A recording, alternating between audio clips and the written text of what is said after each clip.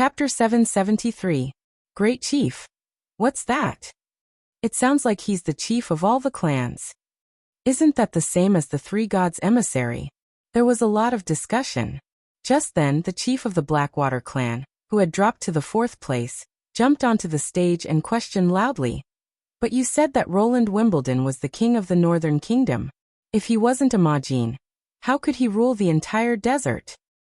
Here it comes, Ashes thought to herself. This was one of the key problems in bringing the southernmost region into Grey Castle. Now it was up to Echo how to deal with it. Echo looked at him and asked calmly, so the three gods' emissary who once ruled the desert were all Majins? Her voice was not loud, but it reverberated in everyone's ears through the transmission of magic power. The chief of the Blackwater clan was no exception. He could not help but be stunned. Of this. We all know that the answer is no. Seeing that he was speechless, Echo looked at the crowd again and said, the three gods' emissary was a real giant. In the legends, they didn't look the same. Some had 4 legs and 3 hands, and some had many heads. But there's no doubt that they were not Majins. At this point, she suddenly raised her voice a lot. The few words left by the emissary became a common rule for the Majin Sand people to abide by.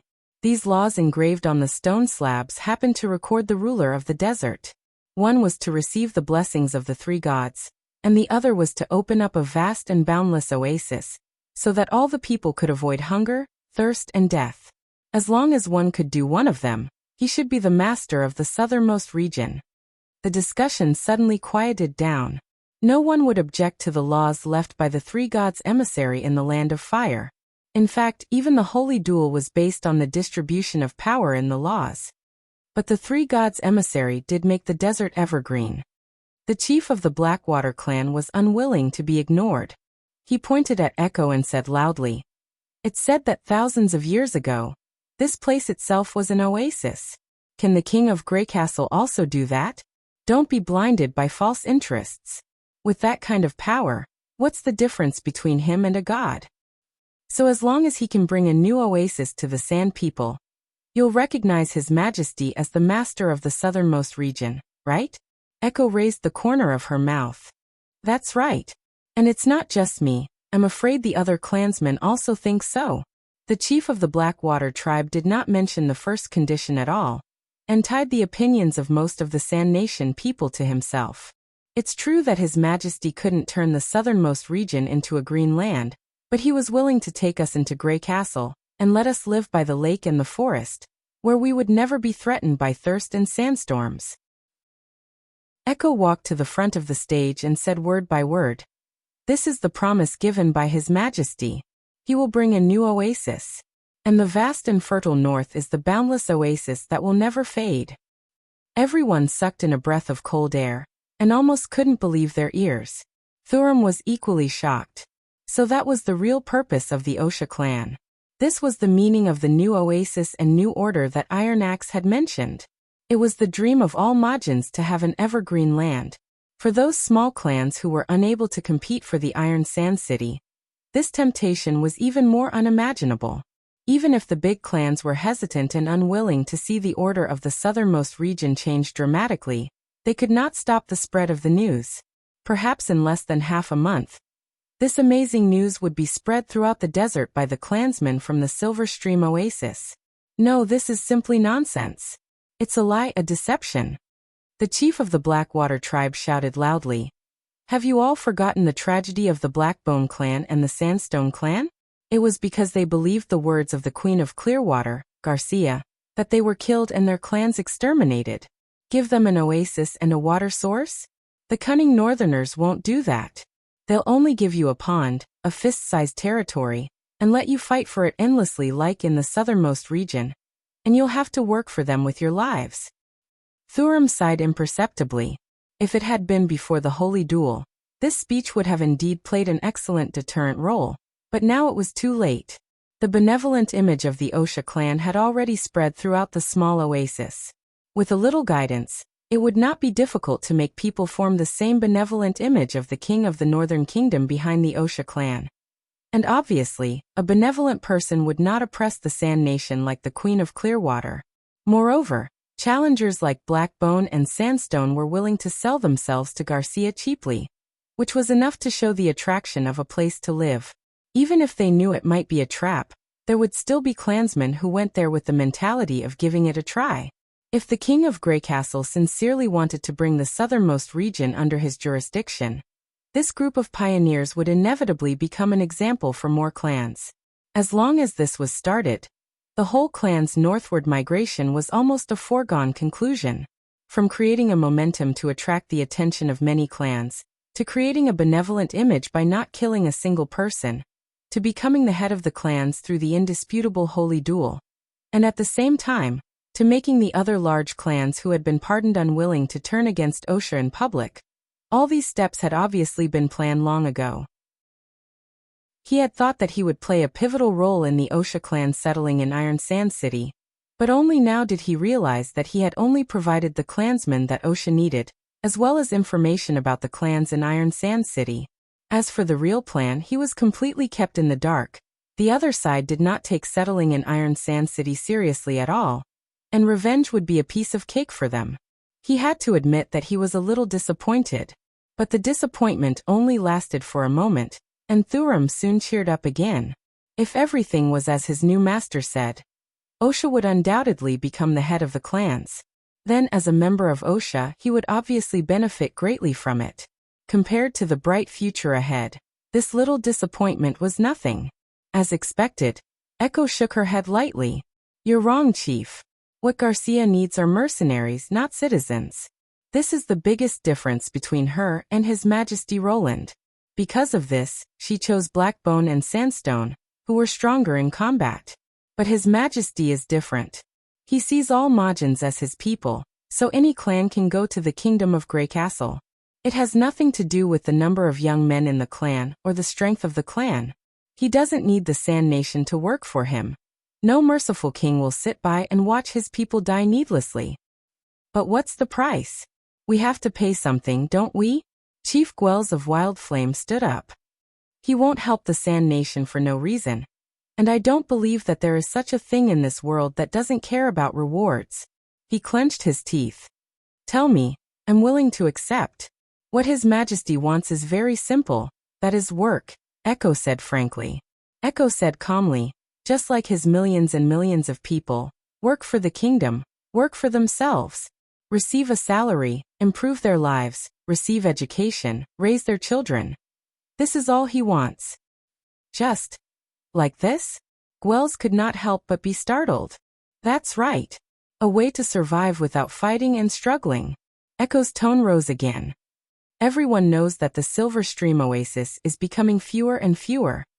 When I was a child, I could occasionally see traces of oasis at the southern end of Endless Cape. But now, the white wasteland in the northwest is constantly expanding, and the oasis is turning into sand. Even the small oasis around Iron Sand City is smaller than before. Do the Majans plan to fight for survival by killing and dueling, soak their blood in the yellow sand, and finally disappear from the southernmost region with the oasis? Tell me, are you willing to accept this result? No, Your Majesty. I want to go with you, Your Majesty Silvermoon. Please take me with you. There was a burst of noise from the crowd, like a wave, spreading from the center of the high platform to the surroundings. Looking at the beautiful woman on the platform who had gathered the attention of many clans, Iron Axe could not help but kneel on one knee, a line of hot tears welling up in his eyes. This scene had appeared in his dreams countless times, especially on the night when Wuxia became a challenger. However, when he woke up from his dream, the clans no longer existed, and the princess became a slave. He had thought that he would never see such a day again. But now, what Echo had achieved was one step closer to his dream. This feeling made his eyes water, but his heart felt incomparably full and proud. Wuxia had finally received the three gods' favor. I know there are still people who have doubts, but the truth will prove everything. Echo raised her right hand and said loudly, "Those clans who are willing to go with me to the southern region of Greycastle can now pack up and set off for the small oasis. Those who come later, don't worry. I will leave some people in the oasis to guide any clans who want to go to the northern kingdom to a suitable place to live. As long as you abide by the laws of Greycastle, You will be people under the protection of His Majesty. Grey Castle will always be open to you. No one knew who made the first cheer, but it was like a drop of ink falling into water, quickly creating ripples that quickly spread to the entire land of fire. The big clans were still silent, but compared to the others under the high platform, they seemed insignificant. For the first time, the voices of the clans from every corner of Silverstream overwhelmed the voices of Iron Sand City. A crack appeared in the primitive and old-fashioned order. A new order was taking shape in the boiling cauldron of voices. It looked young and immature, but it exuded infinite vitality. People knelt down one after another, cheering for the new head of the clans, and bowing their heads to pay respect to the birth of the great chief. Not everyone had the courage to be a pioneer, but there were always some people who would give everything for the evergreen land in their hearts. That day, people's cheers spread endlessly in the land of fire. Chapter 774. Through the sigil of listening, Roland received the result of the last holy duel, and everything that had happened in the land of fire that afternoon. He immediately called Maggie, Lightning, and Nana to his office. A witch in Iron Sand City is seriously injured and needs your help. Roland looked at the three little girls in front of him, who were holding their heads high and chest out. Get ready tonight and set off tomorrow. You don't have to fly too fast, just arrive at Fallen Dragon Ridge before dark and arrive at Iron Sand City the next day. Ashes will meet you there. Are we both going? Lightning pointed at herself and Maggie. Yes, I'll be relieved when you two are together. He nodded and said. And Maggie alone can't tie Nana to her back, can she? Remember to wear more clothes. It's not easy to fly in this weather.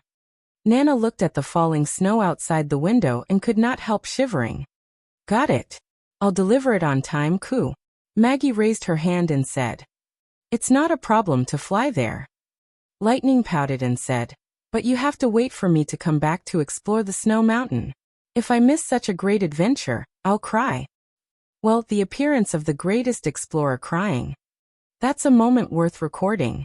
Looking at the little girl's serious eyes, Roland could not help laughing. He knew that Lightning had been looking forward to it for a long time since the news that there might be relics in the Great Snow Mountain spread. Of course, you're all indispensable members of the exploration team. I can promise you that. Then it's a deal. She was relieved and patted her chest. Leave the injured sisters to us. You can treat the other Sand Nation people on the way, but don't stay too long, Roland finally ordered. After Nana uses up her magic power, set off on the same day and take the same route as when we left. Do you understand? The migration of the tequila survivors was coming to an end, and the exploration of the snow mountain was about to begin. However, if Nana was not in Neverwinter, he did not dare to let the witches go to that unknown place rashly. Yes, Your Majesty. All right, Boo. The three of them answered in unison. When they left, he leaned back in his chair and let out a long breath. So you've successfully conquered the southernmost region? Nightingale poked her head out from behind. I can only say that I've taken the first step. Roland smiled. There are still many things to do. At this point, after more than a month of fighting, the desert operation had finally come to an end. However, the upcoming migration was the highlight of the show. He spread out the map on the corner of the mahogany table and set his eyes on the southern border of Grey Castle. He had told Iron Axe everything about giving the Sand Nation a new oasis before he set off, and his first choice was the borderland which had lost its lord and a large population. After the continuous civil war between Timothy and Garcia, the port of Clearwater, Eagle City and other major cities had been reduced to ruins, and many of the surrounding towns and farmlands had also been destroyed. As more and more refugees moved into Neverwinter, the Southern Territory became more and more deserted. Instead of leaving it there to grow grass, it was better to let the Sand Nation enter the Southern Territory to reclaim the land and rebuild the port of Clearwater along the border between the desert and the green land. In this way, the workers who mined the Blackwater could set off from the port of Clearwater and go to the southern end of the desert by sea. According to Iron Axe's report, most of the underground sticks were located in the south of the Land of Fire, and the most common ones were in the Endless Cape. There was a tributary of the Blackwater that flowed close to the surface and the coast. Compared with the dangerous land route, Sailing along the coast was obviously much safer. With the current technology of Neverwinter, it was undoubtedly the most suitable place to collect the Blackwater. It might take a long time for the news to spread in the southernmost region, and the clans who heard the news might not necessarily go to the Southern Territory immediately, but it was not a big problem. The oasis was almost irresistible to the Sand Nation. It did not matter if only 1 or 2 clans or hundreds of people were willing to go to the oasis at the beginning. With a pioneer, the others would sooner or later follow and become subjects under his rule. In this way, there were many advantages. In addition to obtaining a large number of laborers, the land would not be completely deserted, and the recovery of settlements could also prevent the spread of roving bandits. Roland did not need to transfer a large number of people from Neverwinter to work in the desert, and those who did not want to leave the Southern Territory could also find a place to live. Of course, there were also hidden dangers. That was the integration of the people of the kingdom and the Sand Nation of the Majin Kingdom. But Roland was not too worried about this. Not to mention that nationalism had not been awakened. The gods in this world were quite thought-provoking. They did not have a strong religious atmosphere, but were more like pure worship of nature. Both sides spoke the same language, and some of the customs of the Sand Nation were not so much a special culture as they had to change to adapt to the desert. Iron Axe and Echo were the best examples. The two wandered all the way to Border Town, and did not seem to be out of place. Therefore, as long as the law was strictly enforced and the rewards and punishments were clear, Roland believed that the Sand Nation of the Majin Kingdom could also be transformed into qualified laborers. Even if there was a rebellion, the first army stationed in the Southern Territory and Fallen Dragon Ridge would not just sit there and watch. In fact, compared to the integration problem, Roland was more concerned about the legends that Iron Axe had mentioned and the hybrid demonic beast that had attacked the witches during the duel.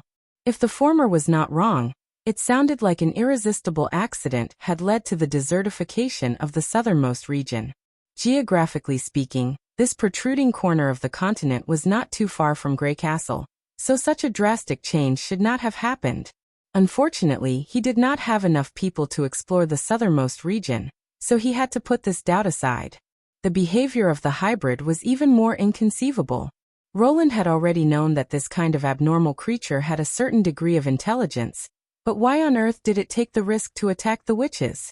If the demonic beasts in the inland besieged the human cities under the influence of the relics of the gods, then the four-winged eagle obviously did not attack the witches alone for this reason. Just as Roland was pondering, Vendi and Phyllis knocked on the door and came in. "Your Majesty, the last batch of tequila facilities will soon arrive at the third border city. Pasha invites you to meet her in the underground world." Roland felt refreshed and thought, finally. The so-called third border city was an underground cave at the foot of the impassable mountain range. Its function was similar to that of an underground city. In essence, it was a huge hidden fortress. The last facilities were the instrument of divine retribution and the relics of the gods. In order to ensure their smooth arrival, the First Army in Neverwinter had also participated in the transportation. What about the demonic beasts? Any movements? There are no signs of large-scale gathering for the time being. Chapter 775. The entrance to the cave was located in the north of Neverwinter, at the junction of the city and the mountain range. Halfway up the mountain was the never-ending mine and furnace area. As they approached the foot of the mountain, a sturdy concrete wall appeared in front of them. There were sentry towers at the four corners of the wall, with barbed wire hanging from the top and 2 machine gun pillboxes at the entrance. Although some facilities were still under construction, this had become the most heavily guarded area in Neverwinter. Under the saluting gaze of the guards, Roland walked into the courtyard. Although it was only a wall, he suddenly had the illusion that he had traveled more than 1,000 years. The scene inside was definitely not something that could be seen in this era. It was a huge hole covered with concrete, more than 10 meters wide and more than 5 meters high. On both sides of the hole were 2 magnificent iron gates, which not only exceeded the size of the hole, but also reached an astonishing 1 meter thick thickness. Although it was not solid cast, but made up of several layers of steel plates, the total thickness of the armor was more than half a meter. It was completely a heavy partition door that could only be found in modern military fortresses. Due to the heavy weight of the iron gate, the hole had to be reinforced and a slide track was installed on the ground. Even so, it was impossible to move it by manpower alone. Therefore, there were also 2 steam engines on one side of the courtyard wall, one of which was responsible for providing power to open and close the gate. Once the demonic beasts broke through the defense line set by the tequila witches, after the relics of the gods were withdrawn, this gate would block any demonic beasts that followed behind. In order to build it, Neverwinter had consumed almost 1/3 of the entire winter's steel output. The square shape did not seem to have any technical content, but the huge size of the project itself meant that it was very technical. Standing in front of the partition door that was as big as a building, Roland could feel the vigorous power contained in it. On the day when the gate was installed, he saw the scene of the iron gate opening and closing with his own eyes. The dull roar of the steam engine, the harsh friction of the wheels, and the huge object that was slowly approaching, almost seemed to be in charge of the entrance to the end of the world. There was a line of twisted words on both sides of the iron gate, which when put together, meant the third border city. The group of people walked into the hole, and the light instantly dimmed. Phyllis took out the stone of lighting and walked to the front of the team, leading them into the underground cavern. Your Majesty, I don't understand why you call this place the third border city. Vendi was puzzled. If the border area outside is the first city, then where is the second border city? Because 3 is more appropriate, Roland replied. Ah. Anyway, don't you think the number 3 matches the stronghold? Besides, the name isn't important, as long as people remember it. He spread his hands. All right if you like. Vendi curled her lips. After the conversation, there was only the echoing sound of footsteps and dripping water in the cave. Due to the lack of concrete spraying tools, only the ground of this passage had been hardened. On the left and right sides were drainage ditches and mine tracks. When it was necessary to transport materials and food, the steam engine installed in the cave would pull trailers to transport them. Roland had heard from Phyllis that some gods' punishment witches were interested in the strength of this machine. In the end, they found that even if 5 of them held a hemp rope together, they could not stop the steam engine from pulling them to the destination step by step. Since the walls and the top of the cave could not be covered with concrete, water seepage was inevitable. Fortunately, the temperature in the mountain was not too low, so the road would not freeze. Wherever the devouring worm crawled, it would also leave a trail of mucus. When it dried up, it would stick the soil together like a layer of paste, so they did not have to worry about the risk of the cave collapsing. After walking for about half an hour, the cave gradually became brighter. We're almost there. Phyllis slowed down. Your Majesty, do you need to? Roland knew what she wanted to say. It doesn't matter. Take me there now. The god's punishment witches looked back at him deeply and said, Yes, I understand. Walking out of the cave, their field of vision suddenly opened up. A spacious vaulted hall appeared in front of them. The area was about the size of a football field. Above their heads, they could see dozens of beams of light shining into the cave, reflecting light spots on the ground. With the help of the light well, even though it was deep in the mountains, it did not seem to be oppressive. There were not only witches guarding here, but also many soldiers of the First Army. Each of them had been examined by Nightingale, and were the most loyal to Roland in the team. But even they were as far away from the hall as possible at this moment. In the center of the vast open space, there were only a few diamond-shaped magic cores and 3 senior tequila witches, or rather, the original carriers. He smiled and walked toward the 3 witches, reaching out his right hand to the leading blob monster. We finally meet. You're Pasha, right? In an instant, Roland felt the breathing behind him quicken. A hand was already on his shoulder. If anything went wrong, Nightingale would undoubtedly pull him into the mist. The blob monster was silent for a moment, and then a familiar voice sounded in his mind. I'm surprised, Your Majesty. Before, when we talked with the illusory cores, the imaginary scenes were not so daunting. But now, the calmness you show at this moment is incredible. To be honest, you're the first person who has seen this body with his own eyes and can remain calm. Even the tequila witches were not as calm as you when they first saw the original carriers that had not been activated. I'm very curious. Aren't you afraid at all? She paused, then stretched out a tentacle and gently wrapped it around his palm. But you're right, I'm Pasha. Thank you for your support of the tequila witches. He hasn't supported us yet. Just sending a team of mortals to escort the relics is not a help or a surveillance. Another cold consciousness also came in. It's not too late to talk about this after exploring the snow mountain. Aletheia. We've made a deal before. A third voice interrupted him. Fine, I won't mention it. It seemed that the other two were Aletheia and Celine, who often appeared beside Pasha. Roland didn't mind her tone. Firstly, these ancient witches lived in an era where witches were revered, so it wouldn't be easy for them to change their mindset. Secondly, compared to their attitude on the surface, he was more interested in substantial gains. The most famous explorer in the fjords once said that fear comes from the unknown. No matter what you look like, your soul belongs to the tequila witches. Roland smiled. And I'm no stranger to the latter. Agatha has become an indispensable member of the Witch Union, and is deeply trusted and loved by everyone. The tentacle felt quite rough, and its surface was not as dry as it looked. It was slightly moist, probably because it had been drilling in the soil. He could clearly feel the temperature under the skin. There was no doubt that the huge blob in front of him was a living creature. I see. Pasha sounded a little emotional. You're right. We've been working together for a long time. In the face of the threat of demons, everyone should put aside their prejudices and try to unite as much as possible. Roland said a few polite words and then got to the point. By the way, the relics of the gods should have been moved here, right? Can you show me what the thing that determines the fate of human beings looks like? Chapter 776.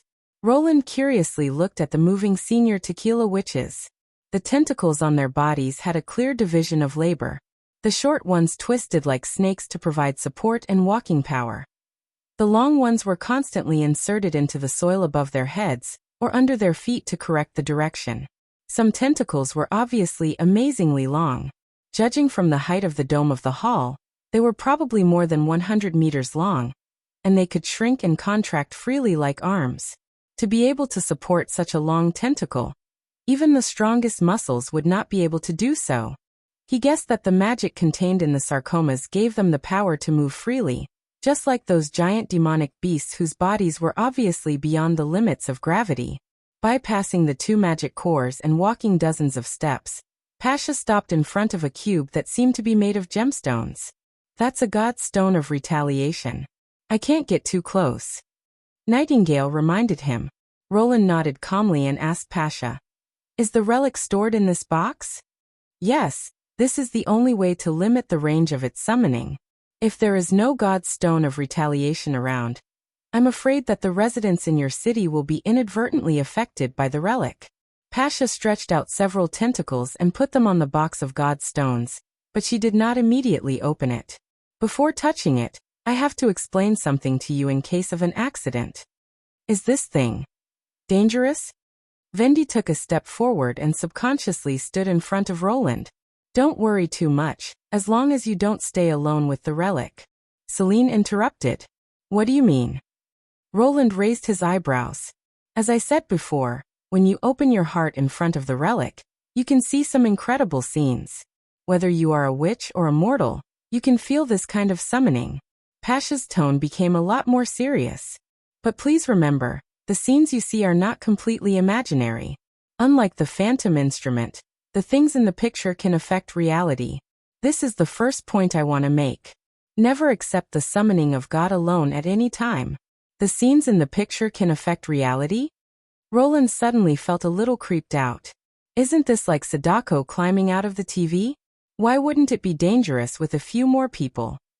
Because once one was trapped in the divine realm, the body would show obvious reactions such as sluggishness, ravings, and so on.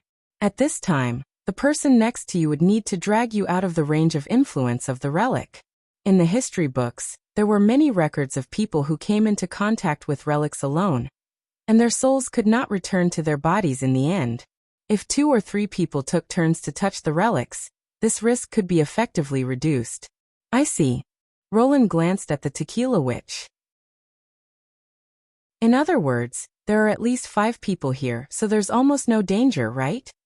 If not, we wouldn't have dared to let you observe it up close. Celine nodded. As for the second point, let me explain it to you. Alethea's cold voice sounded. You should know that the huge picture scroll in the relic shows alien civilizations. If you have the chance to see them, they may. No, they will definitely try to hurt you. We can help you forcibly break free from the call, but we cannot help you resist your fear. She paused and said with a hint of sarcasm. Don't say I didn't warn you if you are scared and lose your composure. That's it. Roland was unmoved. Is there anything else you want to say? Alethea probably did not expect him to be so indifferent. She could not help but feel a little suffocated. If not, open it. Roland sighed in his heart. For modern people who had seen all kinds of monsters, aliens, thrillers, and horror movies, there was a huge difference in the degree of acceptance between people in the ancient times and people in the modern times. If he was unprepared, he might be scared out of his wits. However, Alethea's words, in a sense, were equivalent to a high-energy warning. As long as it did not cause real harm, he did not think he would give up exploring the mystery of the divine realm because of this degree of intimidation. I know. Pasha retracted her tentacles and opened the door of the god's stone box, revealing the spindle-shaped red crystal inside. After leaving the container, the relic floated naturally, like the magic cores, quietly suspended in the air about a meter above the ground. It can't leave the restricted area of the god's stone, so you need to get close to it, relax your mind, and then you can go to the divine realm. Your Majesty. Vendi grabbed Roland's hand worriedly. Don't worry, with you watching, nothing will happen. He patted the back of the red-haired witch's hand comfortingly. I know what I'm going to face.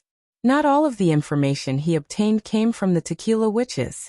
Whether it was Isabella's memories or his investigation of the pivotal secret temple of the church in the dream world, he could confirm that there was indeed such a thing that could bring people into the incredible divine realm. Roland walked to the relic, sat cross-legged, and closed his eyes. At the same time, Pasha also stretched out her tentacles and connected with the other 2 companions. Their consciousness quickly flowed between the 3 of them, mapping what they wanted to say to each other in their minds. How could he be so arrogant? I really want to see him tremble in fear and pee in his pants. Otherwise, he would never realize what a terrible enemy he was about to face. Alethea said indignantly. Let's see what he has to say when he is so scared that he pees himself on the spot. What good would that do us? Celine glared at her angrily. Mortals care a lot about their dignity and prestige. If we make him lose face, I'm afraid he will hate us too. If we lose his support, how can we explore the snow mountain and find the chosen one? What's worse, if he becomes afraid of the demon, the world will be over. He is not afraid of anything. Anyway, I have already reminded him. Can you still stop him? Bringing him to the relic is a mistake, Celine muttered. I didn't suggest this from the beginning. At least not until both sides have a basic trust. And then hide it from him? Or stop him from getting close to the relic. That way, we will never get his trust. Pasha sighed softly and put herself in his shoes. Would you trust an ally who did not even want you to get close to the key thing that determined the fate of mankind? No matter how nice you said it, the other party would not appreciate it. Therefore, some things must wait for him to experience personally to understand our sincerity. But don't worry too much, the demon and the giant I will not appear every time. Pasha seemed to be comforting Celine, but also comforting herself. Even if he is frightened and loses his composure, as long as we promise to keep our mouths shut, and let this scene never be known to the world, he should be able to understand our difficulties. What about the 2 witches he brought with him? Will they also keep this a secret? Alethea asked maliciously. There was no doubt that in her opinion, it was quite a pleasant thing to make a mortal lose face in front of a witch. That's not something we can control. Chapter 777. The Starry Sky Dome, the Bloody Moon, the huge painting. Just as Pasha had described. No matter what it was, It gave people a feeling that it was incomparably grand. Only when one was in it could one truly feel its vastness. It was no wonder that they called this place the realm of gods. Is this the teleportation spell? Or the sea of consciousness? Roland squatted down and gently touched the floor. It looked like it was made of polished stone, but its surface was as smooth as a mirror. His fingertips accurately felt the cold and hard touch, as if what he saw was not a fantasy, but a real thing. However, after experiencing the dream world that was so realistic that it was exaggerated, such a scene could no longer scare him. Roland looked up at the dome. The huge crimson moon was like a round pancake covering the giant painting. If he looked closely, he could even see the surging lines on its surface. If he had to use a word to describe it, it would be the sea. It was not as dazzling as the sun. Although it was red all over, it did not seem to be glowing or heating up. The red ripples were like waves or whirlpools, densely covering his entire field of vision. The only problem was that this circle was a bit too round. It was not like a sphere at all, but a large flat circle. Perhaps the bloody moon was too close to him? Roland carefully looked at it for a while, but he could not connect it with the red flying star observed by astrologers. It was neither like a planet nor a star. If the battle of divine will was really caused by it, how could it come to the world? Suddenly, an idea came to his mind. If the chief astrologer of Dispersion Star was summoned by the relic, could he confirm that this thing was indeed the bloody moon from the faintly shining stars on the dome? Of course, it was more likely that the poor old man was scared to death. Roland shrugged, stood up, and looked around at the 4 huge paintings surrounding the bloody moon. The throne, the sea, the black screen, and himself. Except for the scene in the underground hall of the third border city. These records were all read in the library of the pivotal secret temple. There was nothing special about them. The relic was probably like a recorder that could feed back the scene around it in real time. According to Pasha, the completely black painting belonged to the eliminated underground civilization. Roland called out to himself and Vindy in the painting, but the latter two did not respond. Obviously, they could not hear him. What happened to influencing reality? He walked closer to the throne scroll, and reached out to touch the scroll itself. It felt like a soft and smooth cloth. The texture was very fine, and the image on it was just an image. He could not cross the border, and enter the world of the painting. Roland didn't find anything new after walking around. He was about to head out of the palace to see if this place was really boundless when the scroll behind him suddenly made a noise. In this quiet environment, the sound was exceptionally clear, like the friction between steel, or the echo of a hard object hitting the ground. In that instant, he felt all the hair on his body stand on end. Damn it, no one mentioned that these giant paintings could make sounds. He stopped and turned around abruptly. A pitch-black armored warrior had appeared in the painting of the throne. It was sitting on the throne, and a pair of scarlet eyes were looking down at him. Meanwhile, the other painting also started to move. A large number of bubbles surged up with a muffled sound, and then a huge eyeball stretched out from the dark bottom of the sea and approached the edge of the painting, as if it wanted to poke out of the frame. 3 triangular eyes stared at him at the same time, which made him a little uncomfortable at first glance.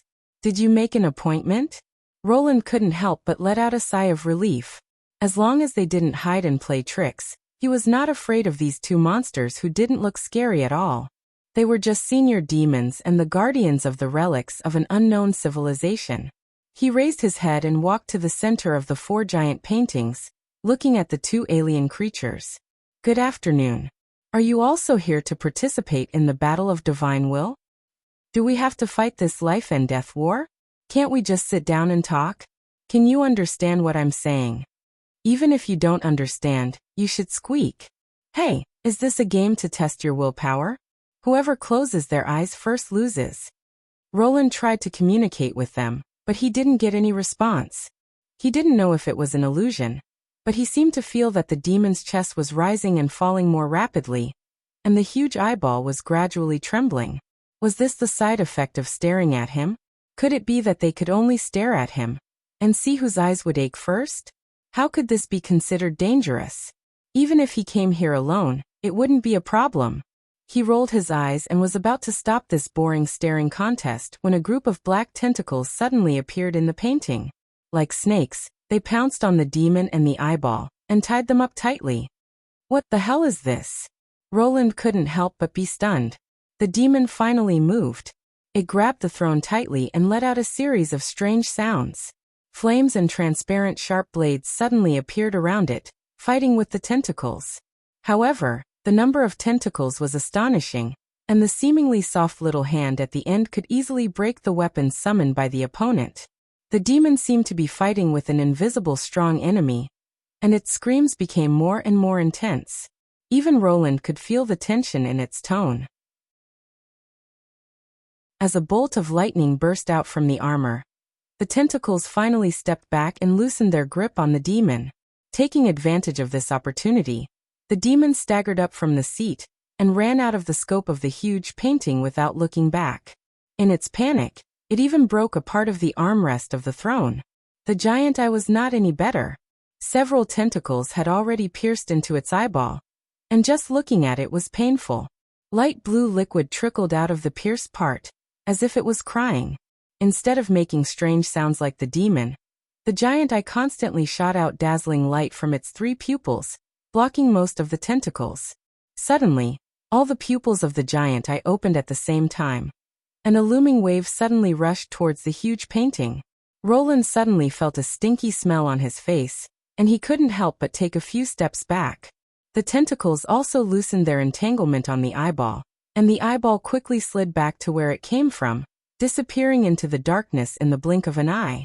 At the same time, the blue waves of the sea above his head were rapidly darkening, and it seemed that the view was sinking. After a while, he couldn't see any light at all. That's it. Chapter 778. 15 minutes have passed. Celine breathed a sigh of relief. It seems that he didn't encounter anything. What a pity. He's lucky, Alethea said with flagging interest. I don't want to pin the result on probability at all, she complained. Please choose a more secure method next time, okay? Let's not talk about what happened. Alethea changed the subject. Guess how long a mortal king can stay in there? In the records left by mortals in the Land of Dawn, the longest time was less than a quarter of an hour, right? Witches are no better. The time they can stay in the divine land has nothing to do with magic power. Even the Union has a group of mortals who take turns to monitor the relics. But considering the age and experience of the king, he should come out soon. According to all the records Celine had read, warriors who had personally experienced the battlefield and fought with demons would generally stay longer, regardless of whether they were witches or mortals. The highest record was set by Lady Alice, who lasted for almost 2 hours. As a king who was behind the scenes, it was already very good to have such a performance. Maybe he will want to stay longer. After all, it is the first time he has seen such a magical place. Then he will feel dizzy or even pass out. Celine suddenly realized something and looked at Pasha. Did you forget to tell him about this? Passing out is not a loss of composure, and it won't cause any real harm. Pasha waved her tentacles. On the contrary, this uncomfortable experience of spiritual exhaustion can reduce his impulse to touch the relics of the gods, which is a good thing for everyone. So, you didn't forget? Pasha did not deny. Some things are better left unsaid. If it were us, we wouldn't want to be restricted too much when exploring the divine land, right? Now I understand why Lady Natalia chose you to be one of the 3 seats candidates. Alethea smacked her lips. Celine could not help but have the same feeling. Compared to being frightened to the point of losing his composure, fainting out of spiritual exhaustion could be seen as an exit without side effects. It could reduce the curiosity of mortals, and not destroy the relationship between them. Obviously, Pasha thought more deeply than either of them. But after waiting for a while, she frowned slightly. It has been more than a quarter of an hour. Is he okay? Pasha glanced at Roland Wimbledon, who was still sitting upright, and said, It looks like there's nothing unusual. Sure enough, this mortal king was full of surprises. A new record has been set. Should I say congratulations? Alethea shrugged her mane beard. Celine did not answer. She felt a little uneasy and felt that something was wrong. What happened next seemed to verify her guess.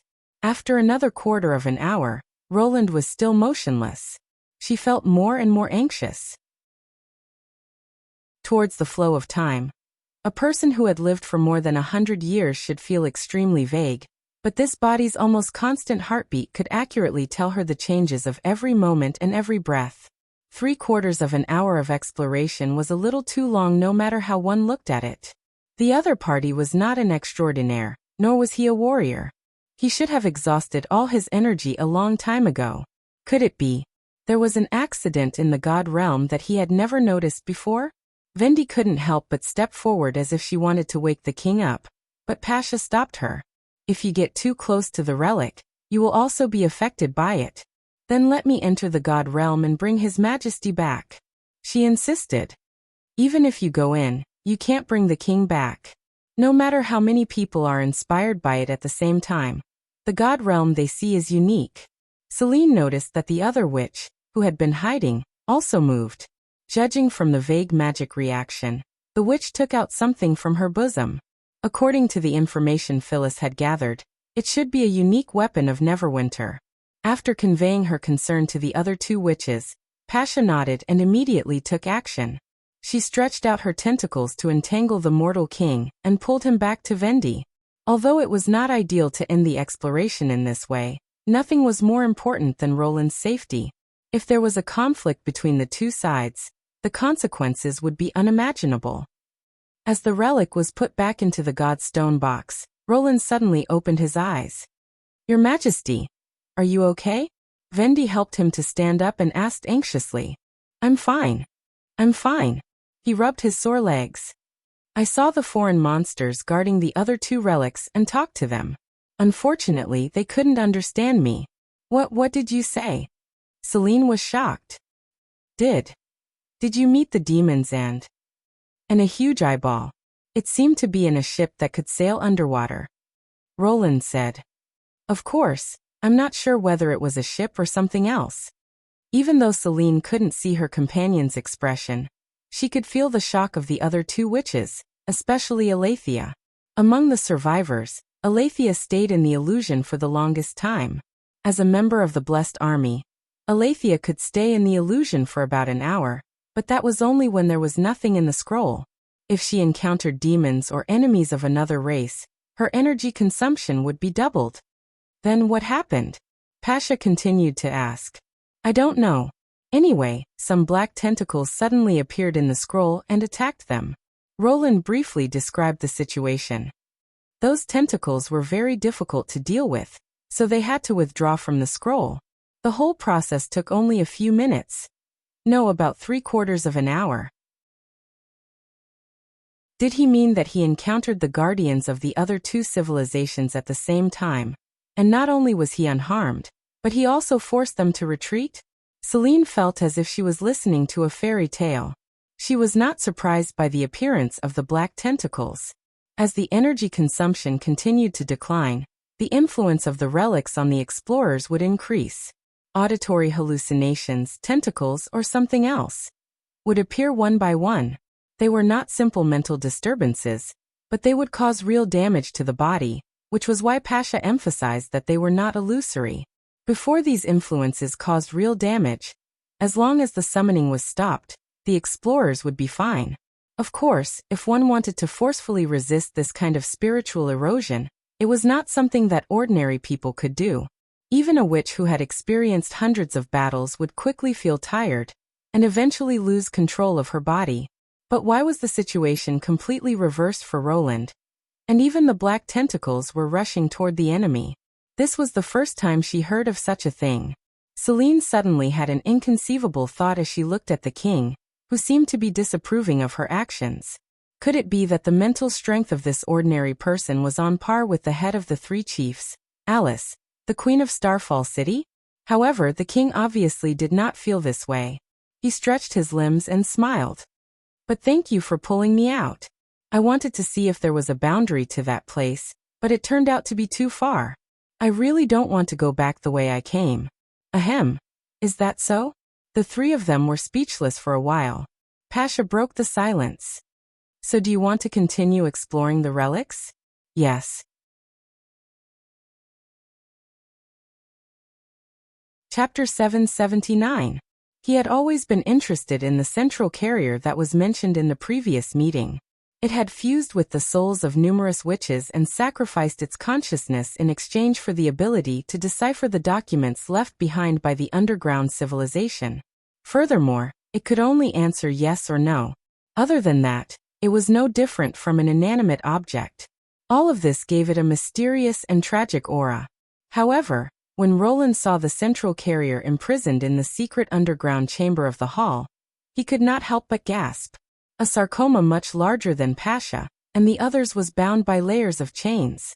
A few of its thick tentacles were even pulled apart and nailed into the walls or ceiling. Its damaged skin was riddled with scars and many of its tentacles were broken. It was obvious that this was not the first time it had been treated in such a manner. If he remembered correctly, the central carrier was like the original carrier and had sentience. It could feel cold, heat, sweetness, bitterness, and pain. Why? Roland could not help but frown. Aren't the souls fused with witches? And one of your three chiefs, Lady Eleanor, your majesty, Pasha sighed. There is no other choice. The carrier's power is not much lower than Scourge's. Our tentacles can drill through the soil and dig a light well above the dome. Naturally, we can attack our enemies and tear our prey in half. If we do not do this, an unconscious carrier that can move freely would probably cause more trouble than a hybrid demonic beast. So that's why. Roland immediately understood her helplessness. The tentacle sarcoma was probably the basic combat unit of the underground civilization. Once an unconscious carrier within the base lost control, it would pose a great threat to the relics of the gods and the magic power core.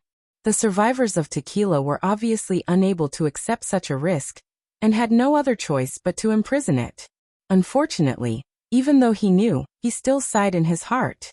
After all, the witches who had willingly fused with Tequila had given up everything, but now they could only be trapped in this dark corner, unable to move. We've tried to ask them how they feel, but we never got an answer. The fused souls can no longer be extracted through the magic core, so we don't know if they feel the stimulation from the outside world. Roland thought. But we didn't get an answer. The fused souls can't be extracted through the magic core, so we don't know if they feel the stimulation from the outside world. Becoming one with Lady Eleanor is the ultimate goal of every Tequila witch. We are no exception, so you don't have to worry about it. Alethea, who had been silent all this while, spoke again. However, Roland didn't know if it was an illusion, but he felt that the other party's voice wasn't as cold as before. It should have leveled up from ice to ice water. However, when we asked if we wanted to imprison the central carrier, the three main tentacles all answered yes. Celine added. Otherwise, we wouldn't have fixed her so thoroughly. Roland nodded. There's a painter named Soroya in the Witch Union who can draw extremely flexible fabrics. There's also a little girl named Softfeathers who can make objects sticky. If the two abilities were used together, they would be able to produce an even stronger binding force than the iron chains. Using this method to tie her up, at least she wouldn't be covered in injuries. If you don't have any objections. No, it would be great if that's the case. The main beard on Pasha's head drooped slightly. Please accept my gratitude. It doesn't matter. It's just a piece of cake. Roland waved his hand. But, what does it mean when all three main tentacles say yes? Is it possible that one of them says yes and the other says no? Then who should we listen to? Let Celine explain this question for you. It's like this. Celine was quite excited to be able to help reduce the pain of her fused companions. She immediately said, the biggest difference between the central carrier and us is that she has three main tentacles. She can transmit more complicated messages without using conscious communication, just like I am now. As soon as she finished speaking, the main tentacle on her head emitted a faint red light. Oh, this can also emit light? Before we completely mastered conscious communication, we often used it to express our feelings and emotions, but we didn't use it much after that. Celine moved to the center of the secret chamber and pointed to the three main tentacles of the central carrier that were firmly nailed to the ground. But they can't do that because they have lost their consciousness. They can only answer through the red light. If it's bright, it means yes. If it's not, it means no. However, When we were deciphering the documents of the underground civilization, we realized that a simple yes or no could not help us find the correct answer quickly. She continued to explain. For example, a sentence that means I am a tequila witch, if translated to I am a witch or I am a tequila witch, it will be displayed as no. As such, even a simple sentence will require a lot of time to confirm. So you use 3 answers to express the degree of closeness. Roland immediately understood their thoughts. Your comprehension ability is indeed extraordinary, Celine praised. That's right. The closer you are to the real answer, the more red light will light up. When all 3 main tentacles light up, it is equivalent to being completely correct. Of course, it also means special recognition. So, with Eleanor as the leader, the fused souls did not reject their companions from imprisoning them underground? Roland could not help but be moved. Although he did not know if they made the judgment based on the safety of the base, or if they answered based on their own feelings, this decision made him sigh with emotion. He took a deep breath. Can I ask her some questions? Of course. Celine moved away. Just ask the question directly. Of course. Roland walked in front of the central carrier and said slowly, suppose I have 2 baskets with 2 apples in each. After pouring them out, there will be 4 apples on the ground, right? The 3 tentacles instantly lit up. Is that what you wanted to ask? Celine asked in surprise. Your Majesty, Vendi also felt a little awkward. What did you think of? Just a test. Roland asked again without changing his expression.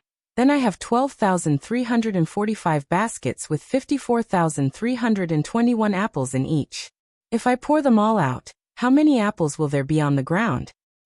He took out a small piece of paper from his pocket. I guess it will be, right? That was the answer he had prepared in advance. The result was a 9-digit number, which was considered a complicated calculation in this era. Those who had not received mathematics education in Neverwinter would not be able to come up with the answer in a short time. This could be seen from the silence of the senior tequila witches. Chapter 780. She really can figure it out.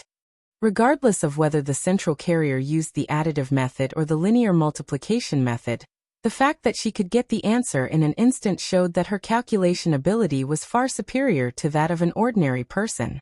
Even if she could only answer yes or no, it would still be of great help to the Arithmetic Academy. At least she could use it to verify the result and reduce the error rate of large-scale complex calculations. Roland squatted down happily and patted the main tentacle.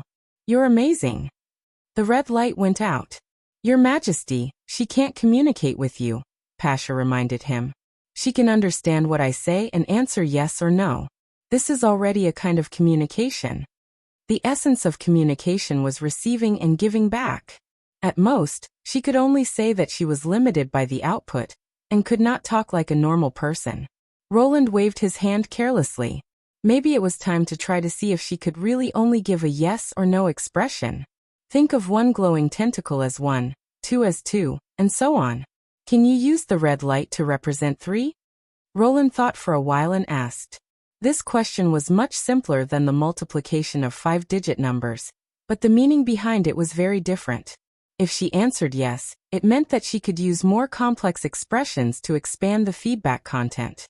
With her super calculation ability, she might even be able to display the result directly. However, the central carrier did not give an immediate answer like before. After a few seconds, one of the tentacles glowed red, another glowed faintly, and the last one remained silent. According to Celine, 1 glowing, 1 weak, and 1 extinguished meant that the answer was 30% correct. Unfortunately, the answer did not last long. The glimmering one was quickly extinguished, and even the tentacle that glowed red at first also dimmed after a while. Now the answer was no. Your question is beyond her ability, Celine sighed. If she answers yes, it means that she needs to give an answer beyond yes or no, which will aggravate the confusion in her mind. She paused and then continued. In fact, we've tried to let the central carrier express simple meanings, or even short sentences. But once it exceeds a simple judgment of right or wrong, her response speed will be greatly reduced, and she will easily fall into confusion like now. In other words, is there a logical obstacle? Roland frowned and said, Is it okay for her to be like this? She'll recover after some rest. Celine waved her tentacles. At that time, I asked her some contradictory questions. As a result, she ignored us for half a month. It seemed that the biological computer was not that easy to learn, he thought to himself. Since the central carrier could determine the result of the calculation, it meant that she knew the answer. The key was how to display the answer in its original form. Perhaps he had to find a way to answer with yes and no, but also to express it in a complex way. Only then would he be able to achieve this. However, this idea was beyond the scope of his knowledge. Coding and engineering were hostile to each other, and there was almost no overlap in their professional content. After thinking about it for a while, Roland gave up on the idea of doing research on his own. By the way, I remember you said that the carrier needs soil and heat to maintain its vitality. Is there magma here too? Fran hasn't dug that deep yet, but we've found a boiling river. There should be a lava zone nearby. In addition, there is a smell of sulfur in the river, and it feels good to soak in it. If you want to ask about the central carrier, we draw a lot of hot water to give her a bath every few days, so you don't have to worry about this. In other words, magma was not a necessity, and hot water could make do with it. This was undoubtedly good news. If he wanted to lure her to the Computation Academy, he only needed to provide a boiler to boil water to meet her daily needs. Of course, it was far from the time to mention this matter. The Tequila Witches had just moved and had not officially joined the United Front. At this time, it would undoubtedly be difficult to ask for her. Moreover, when those astrologers saw such a huge tentacle monster, they might not be able to maintain their sage demeanor in the past. Everything had to wait until the exploration of the snow mountain was completed, and both sides had established basic trust. After leaving the secret chamber, the tour of the third border city came to an end. At present, the outline of this underground city had been excavated, and at best, it was just an underground residence. When all the passages connecting the impassable mountain peaks were opened, it would be like a real hidden stronghold, connected with the turrets and camps on the ground as a whole, becoming a part of the impassable mountain defense line. When Roland returned to the castle, he immediately summoned the directors of the major departments in the city hall to the reception hall. Then, as everyone gasped, a purple light curtain slowly opened and enveloped the entire hall. Even though they had been warned in advance, when this unimaginable illusion really appeared in front of everyone, all the managers' expressions changed drastically. The younger Minister of Agriculture, Sirius Daly, even accidentally knocked over the teacup on the table. Barov kept wiping the sweat from his forehead, while Kyle Sichi, an astrologer of Dispersion Star, widened their eyes. If it were not for the fact that His Majesty was still sitting in the main seat, they would have fled. The only one who could still be considered calm was Edith. Although this woman from an aristocratic family in the northern region had also shrunk back, her eyes were still mixed with excitement and curiosity. Moreover, Roland unexpectedly noticed that there was a trace of reverence in her eyes when she looked at him. Well, he had to admit that women's thoughts were really hard to understand. Except for Edith, the reactions of the others were basically within Roland's expectations. However, since they wanted to form a united front against the demons, it was impossible to keep the existence of the tequila survivors a secret forever. They would show up on the stage sooner or later. Rather than asking the city hall about the strange phenomenon at the foot of the mountain in the north of the border area, it would be better for him to introduce the ancient witches to everyone first. After more than 2 years of training, this group of people should have seen a lot of things, and their ability to accept new things had also greatly improved. However, after Roland finished explaining the origin and purpose of the tentacle sarcoma, as well as the cooperation plan to explore the snow mountain, most of the managers showed considerable resistance. If it were not for the fact that the ancient witches had some relations with the Witch Union, they would probably have regarded them as alien creatures like the demons. Director Barov said that the finance department had now entered the year-end final settlement stage, so it was not convenient to make new logistical plans. Moreover, the months of demons had not yet ended, and a team had already been sent to the southernmost region. If they sent more troops to the Snow Mountain, it might lead to a shortage of defense forces in the border area. Chief Knight Carter frankly said that the joint operation was not safe, and that the danger might come from within. His distrust was obvious. Sirius, the Minister of Agriculture, stammered that the food reserves might be tight because of the troop deployment plan, and if the news spread, it would easily cause panic among the residents. Carr, the Minister of Construction, was worried that if the ancient witches were allowed to hollow out the mountain, it would cause instability in the upper mining area and lead to collapse. In short, there were all kinds of strange reasons, but the main idea was basically the same. Your Majesty, please think twice. The discussion reached an impasse for a while. If this was a parliamentary discussion, it was obvious that it would be difficult to carry out the cooperation plan. However, Roland did not forget that he was the final arbiter, the Lord of Neverwinter, and also the King of Grey Castle. At this time, it was time for him to forcefully implement the plan. Chapter 781. Roland knocked on the table, and the hall instantly fell silent. After the months of demons, next year will be the most important year for Grey Castle.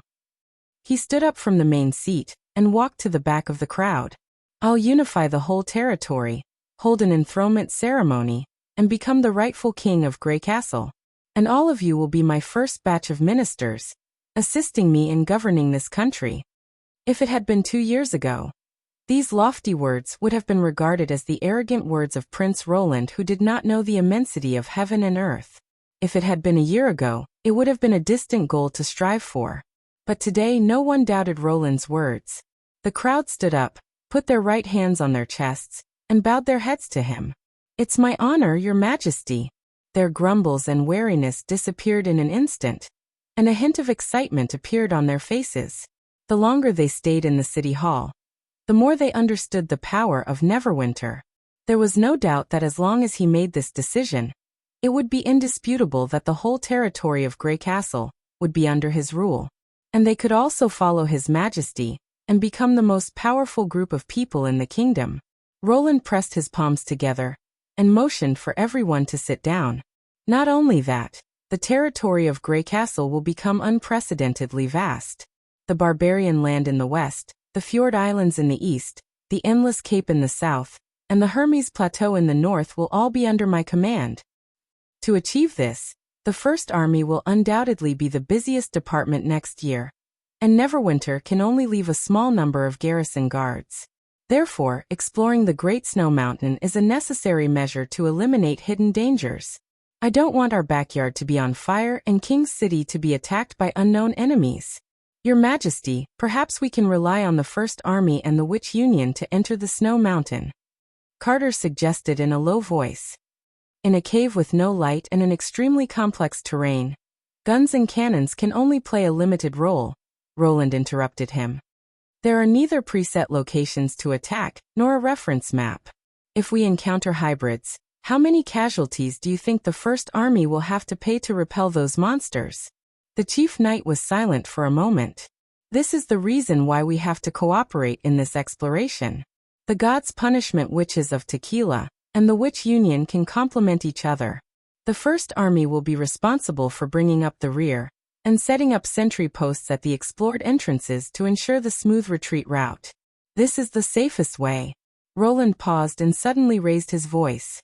Listen up, all of you. Don't tell me how difficult it is to implement this plan. You are sitting here to solve the problem. If you can't do it, City Hall doesn't need someone who can't meet my requirements. At this point he looked at the City Hall manager. Bear of Mons. Yes, Your Majesty. The latter shuddered. Are there any problems with the final accounting and logistics? I think that's all. The old director wiped the sweat off his face. I'll come up with a plan in 5 days. 3 days, Roland said in an unquestionable tone.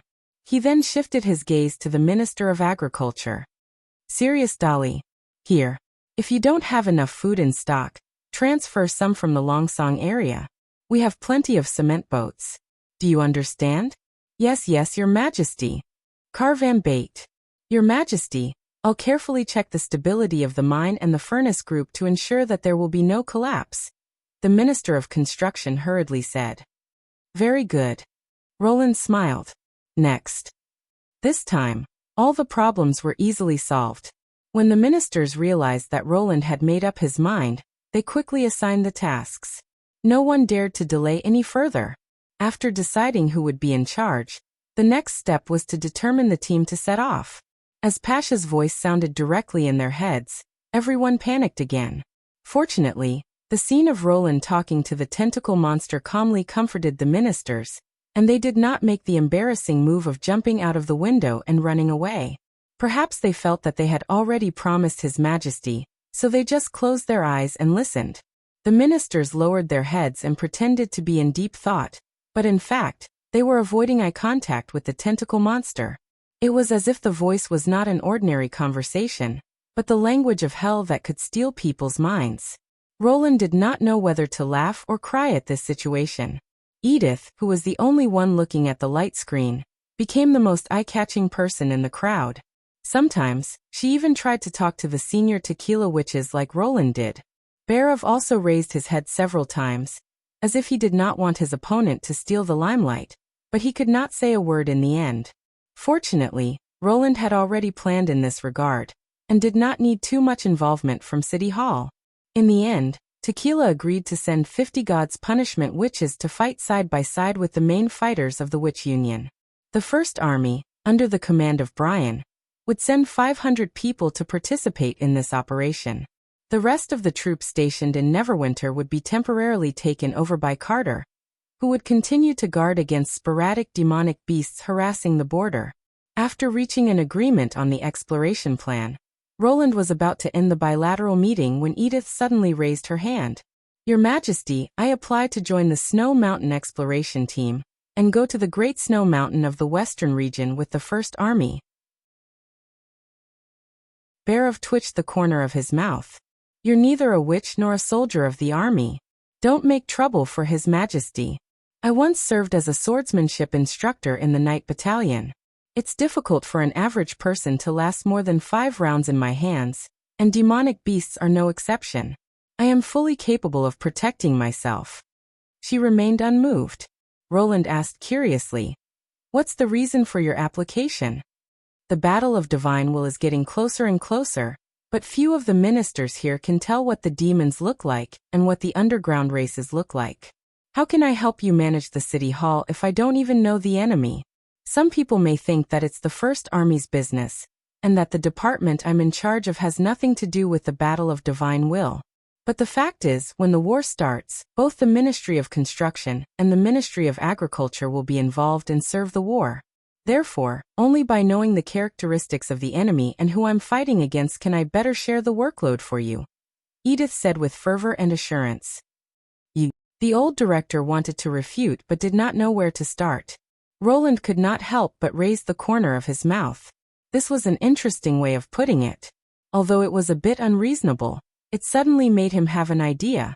If he could turn her way of doing things into a tacit rule, that if he wanted to go further on the road of power, he must be transferred to the front line or a war-torn city to gain the qualification for promotion, it might be a good idea. In this way, at least the officials in the City Hall would not belittle the Battle of Destiny, nor would they issue some outrageous and unrealistic decrees.